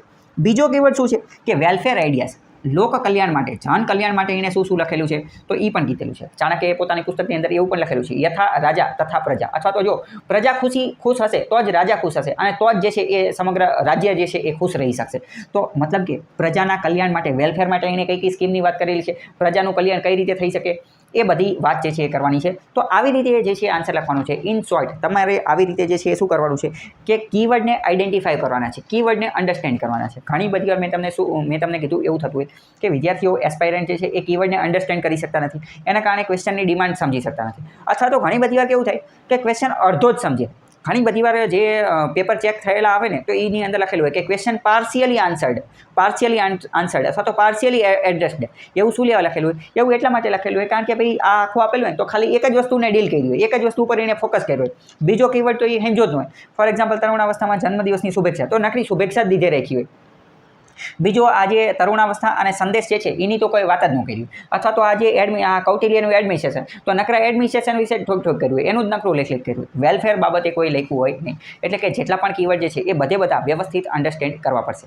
ફરીથી એકવાર હું તમને કહું કે ટેકનિકનું નામ શું હતું તો કે કીવર્ડ અન્ડરસ્ટેન્ડિંગ ટેકનિક, જેના અંતર્ગત આપણે ક્વેશ્ચનની ડિમાન્ડ જે છે એ સમજવાનું છે. તો આવી રીતે તમે આગળ વધી શકો છો. હવે બીજી એક ટેકનિક જે છે એ ટેકનિકનું નામ શું છે? તો બીજી એક ટેકનિક છે એક્ઝામ્પલ ટેકનિક. આ એક્ઝામ્પલ ટેકનિકનો પણ તમે ખૂબ સારી રીતે ઉપયોગ કરી શકો છો. એક્ઝામ્પલ ટેકનિક આ તમને ક્યાં કામ આવશે? તો આ તમને ઘણી બધી જગ્યાએ કામ આવશે. નિબંધની અંદર, ચર્ચાપત્રની અંદર, પછી જે રિપોર્ટ, ભાષણ એવું બધું હોય એ બધાની અંદર કામ આવશે. જીએસના આન્સરની અંદર પણ કામ આવશે. બધી જગ્યાએ આ ટેકનિક જે છે એ તમને કામ આવી શકશે. પણ જો નિબંધ જે ઓલો 50 માર્કવાળો હોય, મોટો નિબંધ હોય, 10 પાનાવાળો નિબંધ હોય, તો આ એક્ઝામ્પલ ટેકનિકના ઉપયોગથી તમે 1 કે 2 પાના પણ ભરી શકો છો. એક્ઝામ્પલ ટેકનિક એટલે ઉદાહરણ આપવાના. તો મોટા ઉદાહરણ આપીને મોટી આની અંદર તમે એક બીજી વસ્તુ પણ સ્ટોરી ટેકનિક. આની અંદર તમારે શું કરવાનું કે ભાઈ સ્ટોરી, વાર્તા જે છે એ લખવાની હોય. સ્ટોરી વાર્તા જે છે એ તમે લખી શકો છો. સ્ટોરી ટેકનિક, વાર્તા જે છે એ તમારે લખવાની. તો આમાં તમે શું કરી શકો કે ભાઈ મોટો નિબંધ છે 10 પાનાવાળો, તો તમે 1-2 પાનાની આખી સ્ટોરી જે છે એ લખી શકો છો. આખી વાર્તા જે છે એ લખી શકો છો. કઈ રીતે લખવાની હું તમને કહું. અથવા માની લો કે ચર્ચાપત્ર છે કે નાની કોઈ વસ્તુ છે તો એમાં તમે નાની સ્ટોરી જે છે એ લખી શકો છો. ફોર એક્ઝામ્પલ સમજો કે કોઈ નાનો નિબંધ છે, 2 પાનાવાળો નિબંધ છે, તો એમાં પણ તમે નાના નાના ઉદાહરણ, નાના નાના એક્ઝામ્પલ આપી નાની નાની સ્ટોરી લખી અને આખી વસ્તુ કરી શકો છો. આપણે થોડું જે છે એ એક્ઝામ્પલથી સમજવાની કોશિશ કરીએ. ફોર એક્ઝામ્પલ સમજો કે અત્યારે આ તાજેતરમાં ટાટનું પેપર હતું, એની અંદર એક ક્વેશ્ચન પૂછાયેલો હતો. એ ક્વેશ્ચન શું હતો એ સમજીએ. ક્વેશ્ચન કંઈક આવું કહે છે કે યુવા પેઢીમાં વાંચન શોખનું જતન, એની બાબતે જે છે એ વર્તમાનપત્રની અંદર ચર્ચાપત્ર લખવાનું છે. તો ચર્ચાપત્રની અંદર ઇન શોર્ટ આપણને શું કીધેલું છે કે ભાઈ ટોપિક આપેલો છે યુવા પેઢીમાં વાંચન શોખનું જતન. યુવા પેઢીમાં વાંચન શોખનું જતન. ઇન શોર્ટ આપણે શું કહેવાનું છે કે વાંચનનું મહત્વ. કીવર્ડ તો હવે આમાં આપેલું છે કે યુવાનો અને વાંચન શોખ, આમાં ડાયરેક્ટ જ કહી દીધું છે એટલે કીવર્ડ આઈડેન્ટિફાઈ થઈ જ જાય. તો યુવા પેઢીમાં વાંચન શોખ કઈ રીતે દર્શાવવાનું એ આપણે કહેવાનું છે. તો આમાં એક્ઝામ્પલ ટેકનિક ખૂબ જ સારી રીતે જે છે એ યુઝ થઈ શકશે. સ્ટોરી લખવાની, એક્ઝામ્પલ લખવાનું, નાના નાના ઉદાહરણ લખવાના. કઈ રીતે? જો હું તમને એક વાત કહું કે તમને કદાચ ખ્યાલ હોય કે ગાંધીજી જે છે ને, ગાંધીજી એ સાઉથ આફ્રિકા ડરબનથી ક્યાંક જતા હતા. સાઉથ આફ્રિકાની અંદર એક જગ્યાએથી ક્યાંક બીજે જતા હશે. તો રાતે ટ્રેનમાં બેઠા હશે. તો તો એ સમયે એમને એક પુસ્તક મળી ગઈ, જ્હોન રસ્કિનની. કઈ પુસ્તક? અનટુ ધી લાસ્ટ નામની પુસ્તક મળી ગઈ. એ પુસ્તક એમને એટલી પસંદ આવી ગઈ કે એક જ સિટિંગ ઉપર, એક જ ઓલાની અંદર આખી રાતમાં એમને આખી પુસ્તક વાંચી. અને એ પુસ્તક એમને એટલી પસંદ આવી, એની પછી તો એમને એનું ગુજરાતી અનુવાદ પણ કર્યું, સર્વોદય. અને જે બીજી એક પુસ્તક છે ગાંધીજીની, એક સારી પુસ્તક છે, અત્યારે મને નામ યાદ નથી આવતું, તો એની પણ એમને રચના કરી. મતલબ કે અને પછી હકીકતમાં ગાંધીજીએ આ બધું ચાલુ કર્યું, સત્યાગ્રહ અને આઝાદીની જે લડત ને એ બધું જે ચાલુ કર્યું. તો એમને હકીકતમાં આજે અનટુ ધી લાસ્ટ નામની પુસ્તક વાંચીને એની પછી જ બધું ચાલુ કર્યું, સત્યાગ્રહ ને બધું. તો આના આધારે આપણને ખબર પડે છે કે ભાઈ વાંચનનું મહત્વ શું છે. તો આ નાની સ્ટોરી એક પેરેગ્રાફની અંદર તમે લખી શકો છો કે વાંચનનું મહત્વ શું છે. કે એક સમયે જે છે એ આ જે સ્ટોરી જે છે, આ સ્ટોરીથી તમે ઇન્ટ્રોડક્શન, જે ચર્ચાપત્રની શરૂઆત પણ કરી શકો છો. આ વસ્તુ તમને નિબંધમાં પણ પૂછાઈ શકે. તો નિબંધની અંદર તમે નિબંધની શરૂઆત આવી રીતે કરી શકો છો કે ગાંધીજી એક સમયે જે છે એ ભાઈ ટ્રેનમાં જતા હતા, અનટુ ધી લાસ્ટ જ્હોન રસ્કિનની જે પુસ્તક હતી એ વાંચી અને એમની ઉપર એટલું ઊંડું અસર પડી, એની ઉપર એટલી ઊંડી અસર પડી કે એના આધારે શું થયું કે ભાઈ એમનું આખું જીવન પરિવર્તિત થઈ ગયું અને એમને અંગ્રેજો સામે લડતની ચળવળ ચાલુ કરી અને એના કારણે તો કે ભાઈ આપણને આઝાદી મળી. બરાબર? ગાંધીજી સિવાય બીજાનું પણ યોગદાન હતું, પણ આપણે જે સ્ટોરીની અંદર એવી રીતે સેટ કરી શકીએ કે ભાઈ આના કારણે આપણને જે છે એ આઝાદી મળી. તો એક માત્ર પુસ્તકના કારણે, પુસ્તકની તાકાત તમે જોવો છો તો પહેલી એક આ સ્ટોરી લખી શકો. બીજી એક તમે કઈ સ્ટોરી લખી શકો કે ભાઈ એક સ્ટોરી તમે લખી શકો છો કે ભાઈ ધ પ્રોબ્લેમ ઓફ રૂપી. ધ પ્રોબ્લેમ ઓફ રૂપી જે છે ને એ ડૉક્ટર બાબા સાહેબ આંબેડકરની એક પુસ્તક છે. તો આ જે પુસ્તક જે છે ને, આ પુસ્તક ઉપર જ તો આપણી આરબીઆઈની સ્થાપના થઈ છે. રિઝર્વ બેંક ઓફ ઇન્ડિયા જે છે ને એની પુસ્તક એની બાબા સાહેબ આંબેડકરે પોતાની ઇકોનોમીનું જે રિસર્ચ પેપર જે તૈયાર કરેલું હતું ને, એ રિસર્ચ પેપર, શોધ નિબંધ, રિસર્ચ એસે તૈયાર કરેલો. તો એમનો ટોપિક આ હતો કે રૂપિયાની સમસ્યા શું છે. જે તે સમયે જે છે એ વિશ્વયુદ્ધને એવું બધું ચાલતું હતું, તો રૂપિયો નબળો પડી ગયો હતો, ભારતની ઇકોનોમી વ્યવસ્થિત ચાલતી નથી અને રૂપિયાની ઘણી બધી સમસ્યા હતી, મંદી, સપ્રેશન ને ડિપ્રેશન ને એવું બધું ચાલુ હતું. તો એવા સમયે એમને સમાધાન આપતું આ એક પુસ્તક લખ્યું અને તમે જોવો છો કે એ પુસ્તક ઉપરથી પ્રેરણા લઈ અને એક બેંક બનાવી, reserve bank of India, RBI. અને આરબીઆઈ અત્યારે આખા ભારત દેશની અંદર કઈ રીતે નાણાંનું ને બધાનું સંચાલન કરે છે. તમે સમજી શકો છો કે આ પણ એક બીજું એક્ઝામ્પલ અને એક સ્ટોરી થઈ ગઈ કે ભાઈ આ એક પુસ્તક જે છે એ કઈ રીતે આખા દેશને બદલી શકે છે, આખા દેશનું બધું નિર્માણ કરી શકે છે ને એ બધી વસ્તુ. બીજું પણ એક એક્ઝામ્પલ આપી શકો છો કે આલ્બર્ટ આઇન્સ્ટાઈને જે થિયરી ઓફ રિલેટિવિટી આવી, બરાબર, સાપેક્ષતાવાદનો સિદ્ધાંત, તો એ પણ એકાદી પુસ્તકમાં જે આપ્યો છે તો એ પુસ્તક વાંચીને પણ ઘણું બધું જે છે એ સમજી શકાય, ઓલું પેલું એ બધી વસ્તુ. બરાબર? તો એક્ઝામ્પલ ટેકનિક જે છે એ તમને ઘણી કામ આવશે. યુવા પેઢીમાં વાંચન શોખનું જતન, તો તમે ઇન્ટ્રોડક્શન આપી શકો છો. આવી રીતે 2-3 ઉદાહરણ આપી શકો છો. નાના 2-3 ઉદાહરણ દઈ દેવાના એક પેરેગ્રાફની અંદર. આ 2 ઉદાહરણ મેં તમને આપ્યા. 2 ઉદાહરણ જે છે એ એક પેરેગ્રાફની અંદર તમે દઈ શકો છો. અમુક વાર તમે તમારી જાતે તમારી ખુદની સ્ટોરી પણ ક્રિએટ કરી શકો છો કે ભાઈ રામ નામનો વ્યક્તિ હતો, રાજુ નામનો વ્યક્તિ હતો, મનીષ નામનો વ્યક્તિ હતો. એક જણો વાંચવામાં જોરદાર હતો, એક વાંચતો નહોતો, તો વાંચતો તો એ આગળ વયો ગયો. એવી રીતે તમે તમારી જાતે જે છે એ સ્ટોરી પણ કહી શકો છો. એક્ઝામ્પલ ટેકનિકની અંદર સ્ટોરી. અને બીજી વસ્તુ એક તમે કરી શકો છો કેસ સ્ટડી. અમુક જે છે એ સફળતાવાળી કેસ સ્ટડી પણ જોવા મળે છે. અત્યારે ઘણી બધી વાર પદ્મ એવોર્ડ ને બીજા ઘણા બધા એવોર્ડ ને એવું બધું મળતા હોય છે.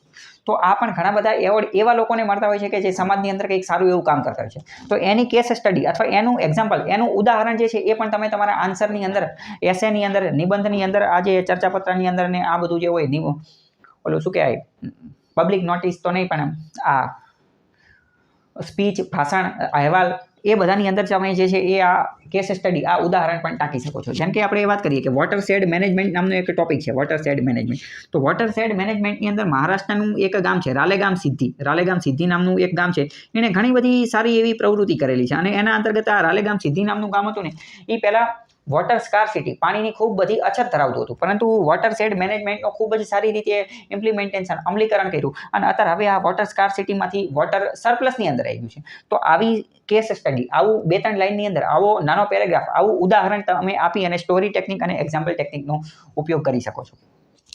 આવી નાની નાની વસ્તુ જે છે એનો તમે ઉપયોગ કરી શકો છો. નિબંધની અંદર, પછી ચર્ચાપત્રની અંદર બધી જગ્યાએ આનો ઉપયોગ કરી શકો છો. આ મેં તમને યુવા પેઢીવાળામાં 2 ઉદાહરણ આપ્યા. બીજું એક ઉદાહરણ આપો કે એકવાર ક્વેશ્ચન પૂછાયેલો હતો કે જે આ મોડર્ન ટૂલ્સ ઇન એજ્યુકેશનની અંદર મોડર્ન ટૂલ્સનો જે છે એ કઈ રીતે ઉપયોગ થઈ શકે. તો અથવા તો અહીંયા હું તમને એક વાત કહેવા માંગીશ. મેટાનું કદાચ તમે નામ સાંભળેલું હોય તો મેટા જે છે એ ફેસબુકનું નવું નામ છે, પણ મેટા એક ખરેખર બહુ ખતરનાક લેવલની ટેકનોલોજી છે. મેટાની અંદર વીઆરનો ઉપયોગ કરી અને રિયલ લાઈફ એક્સપિરિયન્સ કરવામાં આવે. વીઆરનો મતલબ વર્ચ્યુઅલ રિયાલિટી. આપણા મગજની અંદર બધું આ મગજ શું આંખોની એની અંદર પહેરવામાં આવે ને કાનની અંદર હેડફોન ને એવું બધું પહેરવામાં આવે. એક રીતની વર્ચ્યુઅલ રિયાલિટી ક્રિએટ કરવામાં આવે. 3D 4D 5D ને એવું બધું કરવામાં આવે, રિયલ લાઈફ એક્સપિરિયન્સ કરવામાં આવે. આ એક પ્રકારની એવી ટેકનોલોજી છે કે જેમાં તમને એવી અનુભૂતિ કરવામાં આવે કે બધી વસ્તુ લાઈવ થઈ રહી છે.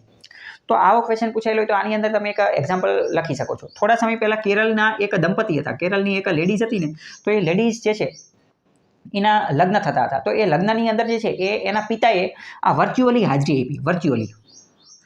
વર્ચ્યુઅલી એના પિતાએ હાજરી આપી. કોના માધ્યમથી? આ મેટા ટેકનોલોજીના મદદ. મેટા, VR, વર્ચ્યુઅલ રિયાલિટી અને આ જે રિયલ લાઈફ એક્સપિરિયન્સ એના માધ્યમથી એના પિતાએ વર્ચ્યુઅલી હાજરી આપી અને એના પિતાએ એ જે લેડીઝ હતી એનું કન્યાદાન કર્યું. આવી એક સ્ટોરી તમે લખી શકો છો. હવે સત્ય હકીકત એ હતી કે એના પિતા જે રહ્યા ને એ તો કોરોનામાં મરી ગયા હતા. તો પછી કઈ રીતે હાજરી આપી? તો એ હાજરી આપી શક્યા કારણ કે મેટા એટલી ખતરનાક ટેકનોલોજી છે. મેટાએ શું કરેલું હતું? મેટા અંતર્ગત શું આવે, અત્યારે થોડી ઘણી વાત કરી દઉં. તો મેટા અંતર્ગત શું આવે કે ભાઈ આખું એક ડિજિટલ અવતાર ક્રિએટ કરેલું હોય. આખું આપણે આજે PUBG ને બધું રમવી તો એમાં શું હોય, ગેમ ને એવું બધું રમીએ તો ગેમની અંદર એક પ્રકારનું ઇન્ટરફેસ તૈયાર કરેલું હોય. તો એક રીતનું જે છે એની એક અલગ જ દુનિયા તૈયાર કરેલી હોય. એ દુનિયાની અંદર બધાનો પોતપોતાનો ડિજિટલ અવતાર હોય અને આપણને એક હાથમાં પણ હાથ હલાવવાનું નહીં, બધાનું એક કાગળ એક રીતે માઉસ જેવું કે પોઈન્ટ જેવું આવે કે જેમાં આપણે હાલી એકવીને ચલી એકવીનું બધું ખાઈ એકવીને એવી બધી વસ્તુ એની અંદર આવે. બરાબર. તો એક ઇન્ટરફેસ તૈયાર કરેલું હોય કે જેમાં આપણી ઓરિજિનલ દુનિયા જેવું જ લાગતું હોય, પણ એ હોય કે એવી વર્ચ્યુઅલ દુનિયા. આપણે ઓલું જે આંખમાં કાનમાં ભરાવ્યા છે VR ડિવાઇસ, પછી આપણે એ દુનિયાની અંદર ઘૂસી જાવી, એ દુનિયાની અંદર પહોંચી જાવી અને ત્યાં આપણો એક અવતાર હોય. તો આમને શું કર્યું હતું ભાઈ, એના પિતાનો એક ડિજિટલ અવતાર બનાવી દીધો હતો. એ ડિજિટલ અવતાર એની અંદર પહોંચી ગયો અને એને આવી અને એ લગ્નની અંદર જે છે એને શું કહેવાય કન્યાદાન ને એ બધું આપ્યું. તો આ મેટા બહુ ખતરનાક લેવલની ટેકનોલોજી છે કે એ રિયલ લાઈફ એક્સપિરિયન્સ આપણને કરાવી શકે. એજ્યુકેશનમાં એનો કઈ રીતે ઉપયોગ થઈ શકે? તો એજ્યુકેશનની અંદર એવી રીતે પણ ઉપયોગ થઈ શકે કે ભાઈ કોઈ બાળક જે છે એને ગ્રેવિટેશન ફોર્સ જે છે એની અનુભૂતિ કરાવી છે તો એ આના આધારે થઈ શકે. ન્યૂટન જે છે એ સફરજનના ઝાડની નીચે બેઠો છે, સફરજન પડે છે, એ બધું લાઈવમાં એને બતાવી શકાય. એ બધાની એને અનુભૂતિ કરાવી શકાય. કેમ? રિયલ લાઈફ એક્સપિરિયન્સ કરાવી શકાય એને. ફોર એક્ઝામ્પલ માની લો કે કોઈ વ્યક્તિ જે છે એ શોપિંગ મોલની અંદર ગયો છે, મોલની અંદર કોઈ વસ્તુ એને બતાવી છે, કેનેડા છે કે અમેરિકા છે કોઈ પણ જગ્યાએ છે અને ઇન્ડિયામાં બતાવી છે, તો આ મેટા રિયલ લાઈફ એક્સપિરિયન્સના માધ્યમથી એ વસ્તુ અહીંયા બેઠા બેઠા જે છે એ બતાવી શકે છે. VRના માધ્યમથી, રિયલ લાઈફ એક્સપિરિયન્સના માધ્યમથી. ફોર એક્ઝામ્પલ સમજો કે કોઈ બિલ્ડર છે, કોઈ આર્કિટેક્ચર છે, કોઈ સાઇટ બનાવવાની છે, મોટી બિલ્ડિંગ બનાવવાની છે, તો બિલ્ડિંગ બન્યા પછી કેવી લાગશે એ અત્યારથી ત્યાં બેઠા બેઠા જે છે એ VRના માધ્યમથી કહી શકાશે. ઇન શોર્ટ આપણે ભાઈ આ એક્ઝામ્પલ ટેકનિકની વાત કરીએ છીએ તો એમાં આવી સ્ટોરીને આવી બધી વાતો જે છે એ તમે કરી શકો છો. નાના એક્ઝામ્પલ, નાની સ્ટોરી જે છે એ લખી અને તમે તમારા આન્સરને એનરીચ કરી શકો છો. જે ચોથા નંબરની ટેકનિક જે છે એનું નામ શું છે? તો ચોથા નંબરની જે ટેકનિક જે છે એનું નામ છે ઓફિસર લાઇક ક્વોલિટી. મતલબ કે તમારો જે આન્સર જે છે ને એ આન્સરની અંદર ઓફિસર જેવી ક્વોલિટી હોવી જોઈએ. GPSC ક્લાસ 1-2નું પેપર છે, DYSOનું પેપર છે કે STIનું પેપર છે કે કોઈ પણ પેપર છે. ઇન શોર્ટ GPSC જેટલા મોટી પરીક્ષાવાળા પેપર લે તો એ પેપર તમે જો પાસ કરશો, એ પરીક્ષાની અંદર જો તમે પાસ થશો તો તમે શું બનશો? તો તમે ઓફિસર બનશો. તમે શું બનશો? ઓફિસર બનશો. તો તમે ઓફિસર બનવા જઈ રહ્યા છો તો તમારા આન્સરની અંદર, તમારા જવાબની અંદર ઓફિસર જેવી ક્વોલિટી પણ હોવી જોઈએ ને. ઓફિસર લાઇક ક્વોલિટી એનો મતલબ શું? જે કોઈ પણ ક્વેશ્ચન પૂછેલો હોય તો એની અંદર એવી ક્વોલિટી, એ આન્સરનું મટીરિયલ એવું હોવું જોઈએ કે ભાઈ ઓફિસર જેવું લાગવું જોઈએ. આપણે એક સાદા ઉદાહરણથી સમજીએ. ફોર એક્ઝામ્પલ આપણે એક ટોપિક લઈએ કે ભાઈ મહિલાઓનું ઇકોનોમી, અર્થતંત્રની અંદર પાર્ટિસિપેશન, યોગદાન, એમની ભાગીદારી, વિમેન્સ પાર્ટિસિપેશન ઇન ઇકોનોમી, કે મહિલાઓનું ભાઈ ઇકોનોમીમાં ભાગીદારી હોવી જોઈએ કે ન હોવી જોઈએ એ બધી વાત. માની લો કે ટ્રેનમાં કોઈ જઈ રહ્યું છે અને એક દાદાજી એ કહે કે હા ભાઈ મહિલાઓએ તે ઇકોનોમીની અંદર અર્થતંત્રની અંદર ભાગીદારી આપવી જોઈએ, એમને પણ કામ ધંધો કરવું જોઈએ, કારણ કે મારા છોકરાની વહુ જે છે એને એકાદી સારી એવી કંપનીમાં નોકરી મળી ગઈ એટલે એ ભાઈ અમને થોડો ઘણો ટેકો કરે છે, એટલે કે મહિલાઓએ યોગદાન આપવું જોઈએ. આ એક વાત થઈ ગઈ. આ વાત રહી એ પણ કોને સપોર્ટ કરે છે કે મહિલાઓએ ઇકોનોમીની અંદર અર્થતંત્રમાં યોગદાન આપવું જોઈએ. આ વાત જે છે એ તમે એક્ઝામની અંદર લખો, આન્સરની અંદર લખો. પહેલી વસ્તુ. બીજી વસ્તુ, બીજું શું હોઈ શકે? બીજું એવું હોઈ શકે કે ભાઈ નીતિ આયોગના રિપોર્ટ અનુસાર અથવા તો વર્લ્ડ બેંકના રિપોર્ટ અનુસાર, વર્લ્ડ બેંકના ઇન્ડેક્સ અનુસાર જો ભારતની તમામ મહિલાઓ ઇકોનોમીની અંદર ભાગ લેશે, ઇકોનોમીની અંદર સક્રિય ભાગીદારી, એક્ટિવ પાર્ટિસિપેશન આપશે, એક્ટિવ કોન્ટ્રીબ્યુશન યોગદાન આપશે, તો ભારતની ઇકોનોમી જે છે, ભારતની જીડીપી જે છે એની અંદર 50% વધારો થવાની શક્યતા રહેલી છે. તમે વિચારો, માર્ક કોને મળશે? પહેલાવાળાને કે બીજાવાળાને? હકીકતમાં વાત બે એક જ કીધી છે. ઓલા દાદાએ જે વાત કીધી એ પણ એ જ છે, IMF વાળાએ એ જ વાત કીધી. પણ IMF વાળાએ જે વાત કીધી એ ડેટા સાથે, એવિડન્સ સાથે, પ્રૂફ સાથે, રિપોર્ટ સાથે કીધી. પહેલી વસ્તુ.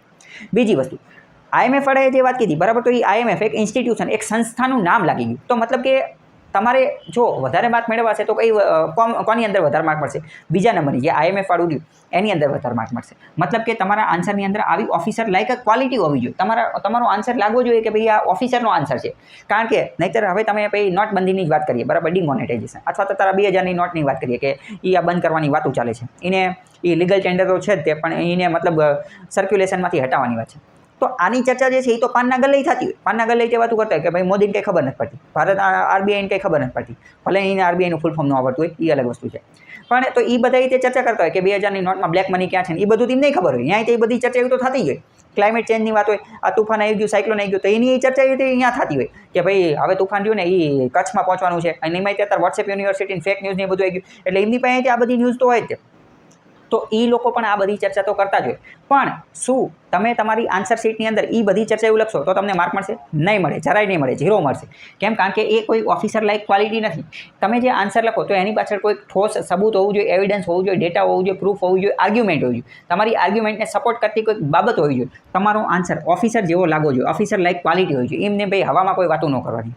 આપણે એકાદા ટોપિકના આધારે જે છે એ સમજવાની કોશિશ કરીએ કે ભાઈ ઓફિસર લાયક ક્વોલિટી કઈ રીતે હોઈ શકે.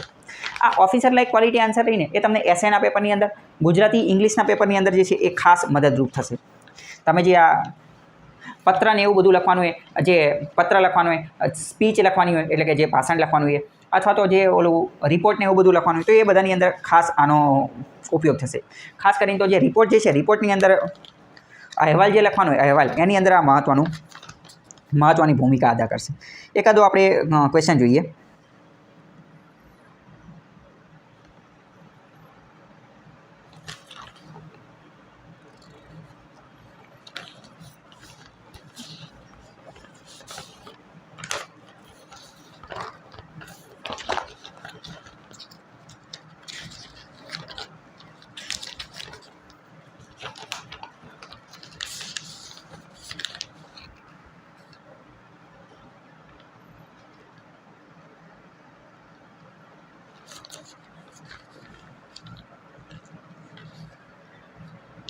ચલો, એક ક્વેશ્ચન આપેલો છે, બહુ સારો.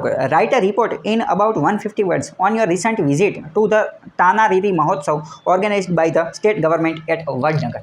વડનગરની અંદર જે તાનારીરી મહોત્સવ થાય છે, વડનગરની અંદર તાનારીરી મહોત્સવ થાય છે, તો એના બારામાં તમારે રિપોર્ટ લખવાનો છે, બરાબર. હવે રિપોર્ટનો મતલબ શું? રિપોર્ટનો મતલબ અહેવાલ લખવાનો છે. પહેલાં આમાં તે તમારે ઓલી બધી ટેકનિકનો તો ઉપયોગ કરવાનો જ છે.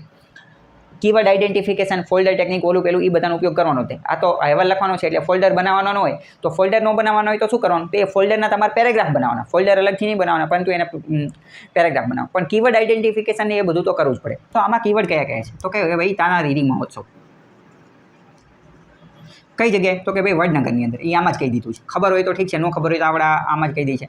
પછી કઈ જગ્યાએ? તો કે ભાઈ ગવર્મેન્ટ ઓફ ગુજરાત, ગુજરાતની જે ગુજરાત સરકાર જે છે એના દ્વારા આ આખો મહોત્સવનું આયોજન કરવામાં આવ્યું છે. તો હવે આ જે રિપોર્ટ લખવાનો હોય, અહેવાલ લખવાનો હોય, એનો મતલબ શું? એનો મતલબ એમ કે ભાઈ તમે પ્રત્યક્ષ એ જગ્યાની મુલાકાત લીધેલી છે અને એના આધારે તમે જે આંખો દેખવું જે વર્ણન કરો ને એ બધી બાબતો જે છે લખવાનું. પહેલી વસ્તુ તો કંઈ બધાએ કંઈ તાનારીરી મહોત્સવની અંદર ભાગ ભજવેલો એવું ખબર ન હોય. મોટા ભાગના એ તો એ જોયું ન હોય, ખાલી વાંચેલું હોય. અને વાંચવાની અંદર આપણે શું વાંચ્યું એમાં? 4-5 લીટી વાંચેલી હોય. પ્રિલિમ્સની અંદર જ્યારે ગોખતા હોય ત્યારે બધું યાદ રાખેલું હોય કે ક્યાં થાય, શું થાય, કેવી રીતે થાય, એ બધું. આની કંઈ બહુ ઝાઝી ડિટેલ આપણી પાસે હોય નહીં. તો રિપોર્ટની અંદર તો સચિત્ર વર્ણન એવું બધું કરવાનું હોય કે અમે અહીંયા અંદર ભૂસાન પ્લાન બનાવ્યો અને એનું એન્ટ્રન્સ કેવું હતું, આજુબાજુ કેવું હતું, મ્યુઝિયમ હતું, ઓલું પેલું, એ બધી વાતો લખવાની હોય. અને એ રીતે પછી 2 પાનાની અંદર 2-3 પાનાની. તો આની અંદર તમારી આન્સર જે છે ને એની અંદર ઓફિસર લાઇક ક્વોલિટી ખૂબ સારી રીતે દર્શાવી શકે. ઓફિસર લાઇક ક્વોલિટી કઈ રીતે હોઈ શકે એ સમજ. પહેલાં તમારે સમજવાનું કે તાના રીરી જે છે એ કોણ હતા, તો એની હિસ્ટ્રી, એનો ઇતિહાસ જે છે ને એ તમારે આની અંદર દર્શાવવાનો. હવે પણ એનો ઇતિહાસ કઈ રીતે દર્શાવવાનો, એમને ડાયરેક્ટ નહીં દર્શાવી દેવાનો, કેમ કે આપણે લખવાનો છે રિપોર્ટ. તો રિપોર્ટની અંદર જે છે મતલબ અહેવાલ જે લખવાનો છે તો એની અંદર તમારે આની હિસ્ટ્રી જે છે એને વણી લેવાની. કઈ રીતે વણી લેવાની કે ભાઈ અમે અહીંયા અંદર ગયા ને તો અહીંયા એક પ્રકારનું મ્યુઝિયમ હતું, ભલે અહીંયા હોય કે ન હોય, એનાથી કોઈ લેવા દેવા નથી. ગુજરાતીના ઇંગ્લિશના પેપરની અંદર એ હોવું જોઈએ એવું જરૂરી નથી. તમારે કહેવાનું કે અહીંયા અમે આની મુલાકાત લીધેલી, બરાબર, ઇન્ટ્રોડક્શન એ બધું આપવાનું. અત્યારે હું તમને ડાયરેક્ટ મેઇન પોઈન્ટ સમજાવું છું કે ભાઈ તો તમારે શું સમજાવવાનું કે અહીંયા અલગ અલગ પ્રકારની થીમના આધારે આખા મહોત્સવનું આયોજન કરેલું હતું.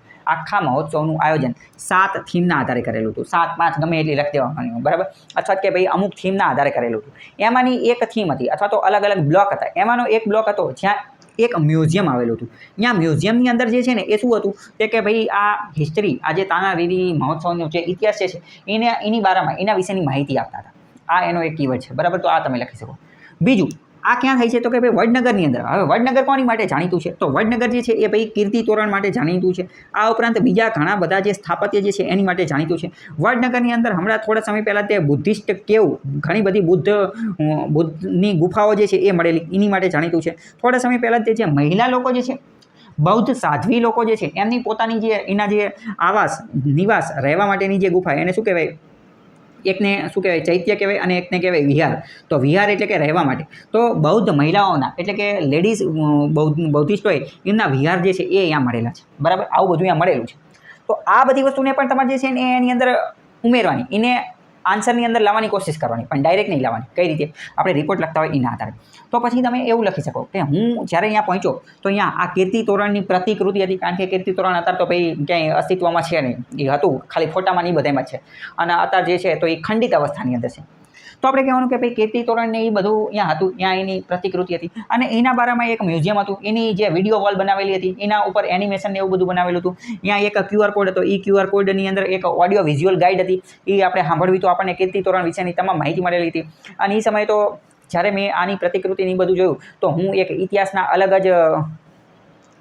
જ ઓલા પાનાની અંદર સરી ગયો. અને એ સમયે ભારત કેવું હશે ને ગુજરાત કેવું હશે, કે એ સમયે નક્કાશી કામ જે આ ઇન્ટ્રિકેટ જે કોતરણી થતી હશે એના બારામાં હું વિચારમાં પડી ગયો, બરાબર. ઇન શોર્ટ તમારે આ બધું લખવાનું, કારણ કે નોટિસ જે અહેવાલ જે છે અહેવાલ એની અંદર મેઇન શું કે ભાઈ તમે ખુદ મુલાકાત લીધેલી હોય તો તમે આની અંદર શું કર્યું કે તમે ઓફિસર જેવી ક્વોલિટી જેવો આન્સર બતાવ્યો. ભલે તમને તાનારીરી મહોત્સવની નથી ખબર, વડનગર, તો તમે આ કીર્તિ તોરણને એ બધાને એની સાથે કનેક્ટ કર્યું. મતલબ કે જે મેઇન પોઈન્ટ જે છે એને તમે એની સાથે કનેક્ટ કરવાની કોશિશ કરી. પછી તમે એવું કરો કે ભાઈ અહીંયા એક બીજું મ્યુઝિયમ પણ હતું, અથવા બીજું એક ક્લાસ અથવા ડિપાર્ટમેન્ટ કે એવું કંઈક હતું કે જ્યાં આ જે વડનગરની જે પ્રાચીન બાબતો જે છે, પ્રાચીન ઐતિહાસિક બાબતો જે છે એની બાબતની વાતો જે છે એ કરવાની વાત હતી. અહીંયા તમે બીજી વાત પણ કરી શકો કે ભાઈ થોડા સમય પહેલાં જે છે એ આ યુનેસ્કો જે છે, યુનેસ્કો એણે એવી વાત કરેલી હતી કે વડનગર જે છે, વડનગર એને આપણે ઇન્ટેન્જિબલ કલ્ચર હેરિટેજનું લિસ્ટ જે છે એની અંદર ઇન્ટેન્જિબલ કલ્ચર હેરિટેજ એના લિસ્ટની અંદર આને આપણે નાખી શકીએ છીએ. અથવા તમે એવું કહી શકો છો કે ભાઈ હમણાં થોડા સમય પહેલાં જે આપણે આર્કિયોલોજીકલ સર્વે જે છે, archaeological survey of India ASI,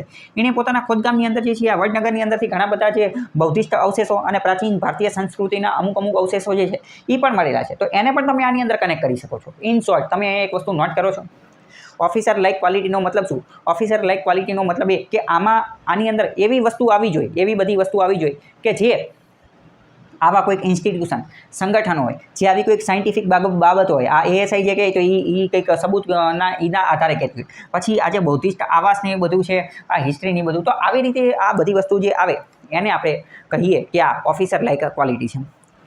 બીજો એક આપણે વાત કરીએ. ફોર એક્ઝામ્પલ આની પહેલાં એક ક્વેશ્ચન પૂછાયેલો હતો, કચ્છનું જે સફેદ રણ જે છે ને, સફેદ રણ, વ્હાઇટ રણ, એના બારામાં ક્વેશ્ચન પૂછાયેલો હતો કે ભાઈ તમે એની મુલાકાત લીધેલી છે, તો એની ઉપર તમે શું લખો? આજે શું કહેવાય રિપોર્ટ, અહેવાલ, એનો જે છે એ તમે અહેવાલ લખો. અહેવાલની અંદર આ ઓફિસર લાઇક ક્વોલિટી જે છે એ તમને કામ આવશે. અહેવાલ સિવાય બીજે પણ હવે તમે કઈ જગ્યાએ ઉપયોગ કરો છો એ તમારી ઉપર છે. દરેક પત્રની અંદર એ પણ કામ આવી શકે. પત્રની અંદર રીતે તમે આ બધી ઇન્સ્ટિટ્યુશનના એ બધાને નામ લખી શકો. રિપોર્ટ, જેટલો ડેટા, જેટલા રિપોર્ટ, જેટલા ઇન્ડેક્સ, પછી આ જે બધા અલગ અલગ નીતિ આયોગને IISc Indian institute of science Karnataka Bangalore દ્વારા જે લોન્ચ કરવામાં, આ બધા રિપોર્ટનું એ બધાનું નામ લખો, WHO જે રિપોર્ટ આપતો હોય તો એ બધાનું એવિડન્સ, આર્ગ્યુમેન્ટ, સબૂત ને એ બધું આપો તો એ એક રીતે તમારા આન્સરને ઓફિસર લાઇક ક્વોલિટી આપે છે. અત્યારે આપણે વાત કરીએ કે ભાઈ સફેદ રણનું લખવાનું હતું કે ભાઈ તમે આની મુલાકાત લીધી, એનો રિપોર્ટ લખો કે ભાઈ એનું શું કહેવાય અહેવાલ લખો. તો સફેદ રણની મુલાકાત લીધી હોય તો અહીંયા કંઈ એવું કંઈ બહુ ખાસ છે નહીં, ખાલી સફેદ રણ દેખાય છે તો એ કંઈ 2-3 પાનામાં લખવું બહુ મુશ્કેલ કહેવાય. તો આવા કેસની અંદર તમારે શું કરવાનું કે ભાઈ સફેદ રણ ક્યાં આવેલું છે, તો કે સફેદ રણ કચ્છમાં આવેલું છે. તો કચ્છની જે સંસ્કૃતિ જે છે, કચ્છની જે આર્ટ એન્ડ કલ્ચર જે છે એને પણ એની અંદર ઇન્ટિગ્રેટ કરવાની કોશિશ કરવાની. કચ્છની અંદર જે રણનું વાહન જે છે, જે ઊંટને એ બધું એ અહીંયા જોવા મળે છે તો એના બારામાં પણ થોડીક વાત કરવાની.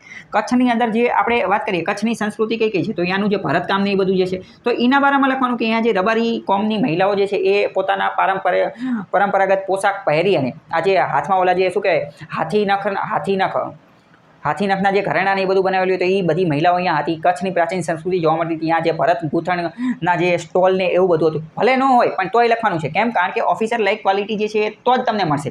ત્યાં જે કચ્છનું જે હેન્ડીક્રાફ્ટ હસ્તકલા ઉદ્યોગ જે છે એ બધાનું નામ જે છે એ એની અંદર લખવાનું છે. કચ્છની બીજી કઈ સંસ્કૃતિ છે, કચ્છનું મુખ્ય મેં તમને કીધું કે ભરતકામ અને એનું જે હેન્ડીક્રાફ્ટ જે છે એ મહત્વનું. પછી બીજું તમે શું લખી શકો કે કચ્છ જે છે એ સિંધની નજીક આવેલું છે. તો સિંધનું જે એની સાથેનું જે કલ્ચરલ, એનું જે સાંસ્કૃતિક અરસપરસતા જે છે એની સાથેનો એનો સંબંધ જે છે એ લખી શકો કે ભાઈ પ્રાચીન સમયમાં એની યારે જોડાયેલું હતું ને એનું ઓલું પેલું, બરાબર. આ ઉપરાંત અહીંયા કચ્છી ભાષા બોલવામાં આવતી હતી તો કચ્છી ભાષાનું થોડુંક સિગ્નિફિકન્સ, એનું મહત્વ જે છે એ પણ તમે જે છે એ લખી શકો. બાકી મેં તમને કીધું કે ભાઈ વ્હાઇટ રણ એ સફેદ રણ કે ભાઈ સફેદ કલરનું હતું ચમકતું હતું, ભાઈ હવે એમાં ફેક સ્ટોરી ને બધું ચાલુ કરી દો કે નાસાવાળે એકવાર અહીંયા આવ્યા હતા, એ બધું એવું બધું અહીંયા નથી લખવાનું. તમારો આન્સર ઓફિસર લાઇક ક્વોલિટી હોવો જોઈએ કે આપણા જીપીએસસીના ટોપિકની અંદર પણ જે આપેલું છે અથવા જે કંઈક સબૂત, પ્રૂફ ને એવું બધું હોય એના આધારે જે બધા કીવર્ડ જે છે એ કીવર્ડના આધારે બધી વસ્તુ જે છે એ લખવાની છે કે ભાઈ એની સંસ્કૃતિ શું છે. પછી આનો જે મેં તમને કીધું કે આની ભાષા ને એ બધું જે છે એ લખી શકો છો. આપણે કચ્છની અંદર જે ભૂકંપ આવેલો હતો તો એનું પણ થોડું ઘણું આની અંદર તમે જે છે એ એડ કરવાની કોશિશ કરી શકો છો. ઇન શોર્ટ, ઓફિસર લાઇક ક્વોલિટીની અંદર સૌથી વધારે મહત્ત્વની કોઈ વસ્તુ હશે તો એ શું હશે? તમારા કીવર્ડ્સ, તમે કયા કીવર્ડ્સનો ઉપયોગ કરો છો તો એ કીવર્ડ્સનો ઉપયોગ કઈ રીતે કરવાનો મેં તમને આ બધી વસ્તુ કીધી એના આધારે. ચલો બીજું એકાદો આપણે ક્વેશ્ચન જોઈએ. ફોર એક્ઝામ્પલ સમજો કે ભાઈ લોથલની તમે મુલાકાત લીધેલી એવો તમને ક્વેશ્ચન પૂછાય છે તો એની અંદર રીતે ભાઈ તમારે ASIનું નામ જે છે એ તમારા આન્સરની અંદર આવવું જોઈએ. બીજી વાત કહું, અમુક ક્વેશ્ચન પૂછાયેલા હોય તો અમુક ક્વેશ્ચનની અંદર તમારા એના આન્સરની અંદર અમુક પ્રકારના કીવર્ડ્સ આવવા જ જોઈએ. એ આવા ફરજિયાત છે. જો ન આવે તો તમારો આન્સર જે છે એ અધૂરો છે. ફોર એક્ઝામ્પલ સમજો કે ગવર્નન્સ બાબતે કોઈ ક્વેશ્ચન પૂછે તો સેકન્ડ ARC જે છે, સેકન્ડ ARCનો રિપોર્ટ એ તમારા આન્સરની અંદર જે છે એ આવવું જ પડે. ઇમોશનલ ઇન્ટેલિજન્સનો ક્વેશ્ચન પૂછાય તો ડેનિયલ ગોલમેનનું નામ તમારા આન્સરની અંદર આવવું જ પડે. તો આને શું કહેવાય કે અમુક કીવર્ડ જે છે એ તમારા આન્સરની અંદર આવવા જોઈએ. ફોર એક્ઝામ્પલ સમજો કે ડિફેન્સ બાબતે કોઈ ક્વેશ્ચન પૂછે કે ડિફેન્સ પ્રોક્યોરમેન્ટ, તો આપણે ડિફેન્સ પ્રોક્યોરમેન્ટ પોલિસી બનાવેલી છે તો આ તમારા આન્સરની અંદર આવવું જોઈએ. ડિફેન્સ એક્વાઇઝેશન કાઉન્સિલ બનાવેલી છે તો એ તમારા આન્સરની અંદર આવવું જોઈએ. ભારતનું ડિફેન્સ બજેટ કેટલું છે, ડિફેન્સની અંદર આજે હથિયારોની નીની વાત હોય તો સિપ્રી નામની સંસ્થા છે તો આનું નામ જે છે એ તમારા આન્સરની અંદર જે છે આવવું જોઈએ. આ બધા ઇન્સ્ટિટ્યુશન, આ બધી સંસ્થાઓને આ બધી બાબતો જે છે એ તમારા આન્સરને ઓફિસર લાઇક ક્વોલિટી આપે છે. ફોર એક્ઝામ્પલ સમજો કે આજે કૃષિ બાબતે કોઈ બાબત હોય, બરાબર, કૃષિ ઉપર કોઈ ક્વેશ્ચન પૂછેલો હોય તો કૃષિ ઉપર એક સંસ્થા કામ કરે છે ICAR, Indian Council of Agriculture Research, તો આનું નામ તમારા આન્સરની અંદર આવવું જરૂરી થઈ જાય છે. અમુક યુનિવર્સિટીએ, અમુક રિસર્ચ ઇન્સ્ટિટ્યુશને કોઈ રિસર્ચ પેપર પબ્લિશ કરેલા હોય તો એ તમારા આન્સરની અંદર આવવું જોઈએ. ફોર એક્ઝામ્પલ સમજો કે ક્લાઇમેટ ચેન્જ ઉપરનો કોઈ ક્વેશ્ચન પૂછે તો UNFCCC, United Nations Framework Convention on Climate Change, એ તમારા આન્સરની અંદર આવવું જોઈએ, બરાબર. પણ બીજી પણ એક આજે યુનેપ જે છે, યુનાઇટેડ નેશન્સ એન્વાયરમેન્ટ પ્રોગ્રામ, પછી ક્લાઇમેટ ચેન્જ ઉપર બીજી પણ યુનાઇટેડ નેશન્સની એક સંસ્થા કામ કરે છે તો એ બધું તમારા આન્સરની અંદર આવવું જોઈએ. ક્લાઇમેટ ચેન્જ જે છે તો એની ઉપર ભારત સરકારે જે છે એ National Action Plan for Climate Change એ બનાવેલું છે તો આ બધા ઇન્સ્ટિટ્યુશન, આ બધી બાબતો તમારા આન્સરની અંદર આવવી જોઈએ. ભારત સરકારે જે છે એ ફેમ યોજના લોન્ચ કરેલી છે ક્લાઇમેટ ચેન્જની બધાને ડામવા માટે તો એ તમારા આન્સરની અંદર આવવું જોઈએ. ફોર એક્ઝામ્પલ સમજો કે ભાઈ સુપર કોમ્પ્યુટરની વાત હોય, ક્વોન્ટમ કોમ્પ્યુટરની વાત હોય તો ભારતે national program for quantum computing, national program for super computing, આવી બધી વસ્તુ, આવા બધા પ્રોગ્રામ શરૂ કરેલા છે તો આ બધું જે છે એ તમારા આન્સરની અંદર આવવું જોઈએ. જ્યારે ક્વેશ્ચન પૂછાય, એ GSનો ક્વેશ્ચન હોય કે પછી ગુજરાતી, ઇંગ્લિશ, એસે કોઈ પણનો ક્વેશ્ચન હોય તો આવા બધા કીવર્ડ જે છે એ તમારા આન્સરની અંદર આવવા જોઈએ. આવા બધા કીવર્ડ જે છે એ તમારા આન્સરને ઓફિસર લાઇક ક્વોલિટી બનાવે છે. હમણાં એક ક્વેશ્ચન પૂછાઈ ગયો હતો કે ભાઈ ગુજરાત જે છે, ગુજરાત એ ભારતનું ગ્રોથ એન્જિન છે.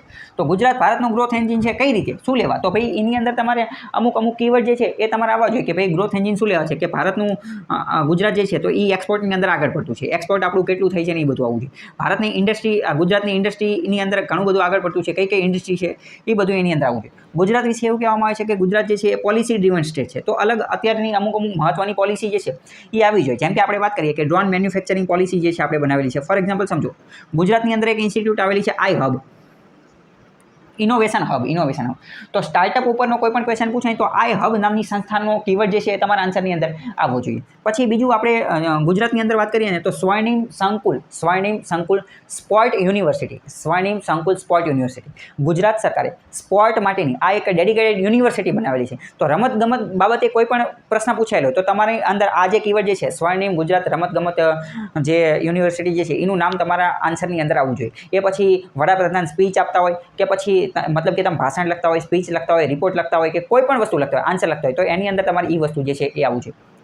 પ્રાકૃતિક કૃષિ જે નેચરલ ફાર્મિંગ, ઓર્ગેનિક ફાર્મિંગ એ બધાની વાત ચાલે છે. તો ગુજરાત સરકાર દ્વારા ગુજરાત પ્રાકૃતિક કૃષિ બોર્ડ એની રચના કરવામાં આવી છે. ગુજરાત પ્રાકૃતિક કૃષિ બોર્ડ. તો આ કીવર્ડ તમારા આન્સરની અંદર આવવો જોઈએ. આ બધા કીવર્ડ જે છે એ તમારા આન્સરની ઓફિસર લાઇક ક્વોલિટી આવશે. બીજી એકાદી વાત કરીએ કે ભાઈ આ જે સુપર કોમ્પ્યુટરની એ બધું મેં તમને કીધું બરાબર. નીતિ આયોગનું નામ જે છે વારંવાર તમારા આન્સરની અંદર આવવું જોઈએ. નીતિ આયોગ ઘણા બધા રિપોર્ટ પબ્લિશ કરે છે. નીતિ આયોગ જે છે એજ્યુકેશન ઉપરનો રિપોર્ટ જે છે એ પબ્લિશ કરે છે, હેલ્થ ઇન્ડેક્સ પબ્લિશ કરે છે, એક્સપોર્ટ પ્રિપેરનેસ ઇન્ડેક્સ જે છે એ પબ્લિશ કરે છે, લોજિસ્ટિક બાબતનો જે ઇન્ડેક્સ છે એ પબ્લિશ કરે છે. તો આવા કોઈ પણ ક્વેશ્ચન પૂછાયેલા હોય તો એની અંદર આ બધી બાબતો જે છે એ આવવું જોઈએ. સિક્યુ સ્ટેટ એજ્યુકેશન ક્વોલિટી રિપોર્ટ કે એવો એકાદો ઇન્ડેક્સ રજૂ કરવામાં આવે છે. નીતિ આયોગ કે બીજો એજ્યુકેશન ડિપાર્ટમેન્ટ એ કોઈક રજૂ કરે છે. એક્ઝેક્ટ તમને યાદ નથી. તો એ એજ્યુકેશન બાબતનો કોઈ ક્વેશ્ચન પૂછાય તો એ જે છે એ એની અંદર આવવું જોઈએ. હમણાં થોડા સમય પહેલાં આપણે ગુજરાતના ગાંધીનગરની અંદર વિદ્યા કેન્દ્ર જે છે એની સ્થાપના કરવામાં આવી. વિદ્યા કેન્દ્ર. તો એજ્યુકેશન ઉપરનો કોઈ ક્વેશ્ચન પૂછાય તો વિદ્યા કેન્દ્ર જે છે એ તમારા આન્સરની અંદર આવવું જોઈએ. તો આવા બધા કીવર્ડ જે છે અત્યંત મહત્ત્વના કીવર્ડ એ તમારા આન્સરને શું બનાવે છે? ઓફિસર લાઇક ક્વોલિટી આપે છે. એ તમારા આન્સરને વધારે સ્ટ્રેન્થન, વધારે મજબૂત અને વધારે સમૃદ્ધિ જે છે એ બનાવે છે. તો ઇન શોર્ટ હવે આ બધી વસ્તુ જે છે આના આધારે તમને ખ્યાલ આવી હશે કે ભાઈ મેઇન્સમાં જે છે એ કઈ બાબતોનું જે છે એ ધ્યાન રાખો. મેં તમને અમુક ટેકનિક જે છે એ કીધેલી છે. આ ટેકનિકનો તમે ઉપયોગ કરી શકો છો. ફરીથી હું તમને બધી ટેકનિક કહી દઉં તો પહેલી ટેકનિક મેં તમને કઈ કીધેલી હતી તો કે ભાઈ 5 પોઈન્ટ સ્ટ્રેટેજી. પછી બીજા નંબરની કઈ કીધેલી હતી તો કે ફોલ્ડર ટેકનિક અથવા તો ક્લાસિફિકેશન ટેકનિક. ત્રીજા નંબરની કઈ કીધેલી હતી તો કે કીવર્ડ આઇડેન્ટિફિકેશન અથવા તો જે કીવર્ડ અન્ડરસ્ટેન્ડિંગ. અને ચોથા નંબરની ટેકનિક મેં તમને જે અત્યારે કીધી એ કઈ તો કે ઓફિસર લાઇક ક્વોલિટી. આ ચારે ચાર ટેકનિકનો ઉપયોગ કરશો તો તમારી મેઇન્સની તૈયારી જે છે એ એક અલગ જ નવા જ લેવલની અંદર અને નવા જ આયામની અંદર પહોંચી જશે અને તમને ઘણો બધો ફાયદો થશે. તમને માર્ક જે છે એ ખૂબ જ સારા મળશે. પહેલાં તમારે 10માંથી 2-3 માર્ક આવતા હશે તો 5, 6, 7 માર્ક સુધી તમે જે છે પહોંચી શકશો જો તમે આ બધી વસ્તુનો ઉપયોગ કરશો તો. આ સ્ટ્રેટેજીથી તમે જો ચાલશો તો. આ મેં તમને ખાલી જે છે એ મહત્ત્વની વસ્તુ સમજાવી છે કે આવી રીતે કરી શકો. આટલી ટેકનિકનો ઉપયોગ કરો.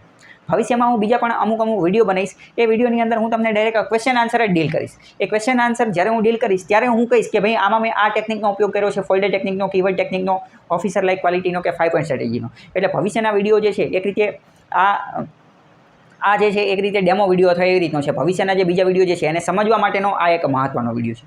તો આવી રીતે તમે તૈયારી કરી શકો છો. બીજો કંઈ તમારો પ્રશ્ન, ડાઉટ કે એવું કંઈ હોય કમેન્ટ કરી શકો છો. જો મને જવાબ આવડતો હશે તો હું જવાબ આપવાની કોશિશ કરીશ.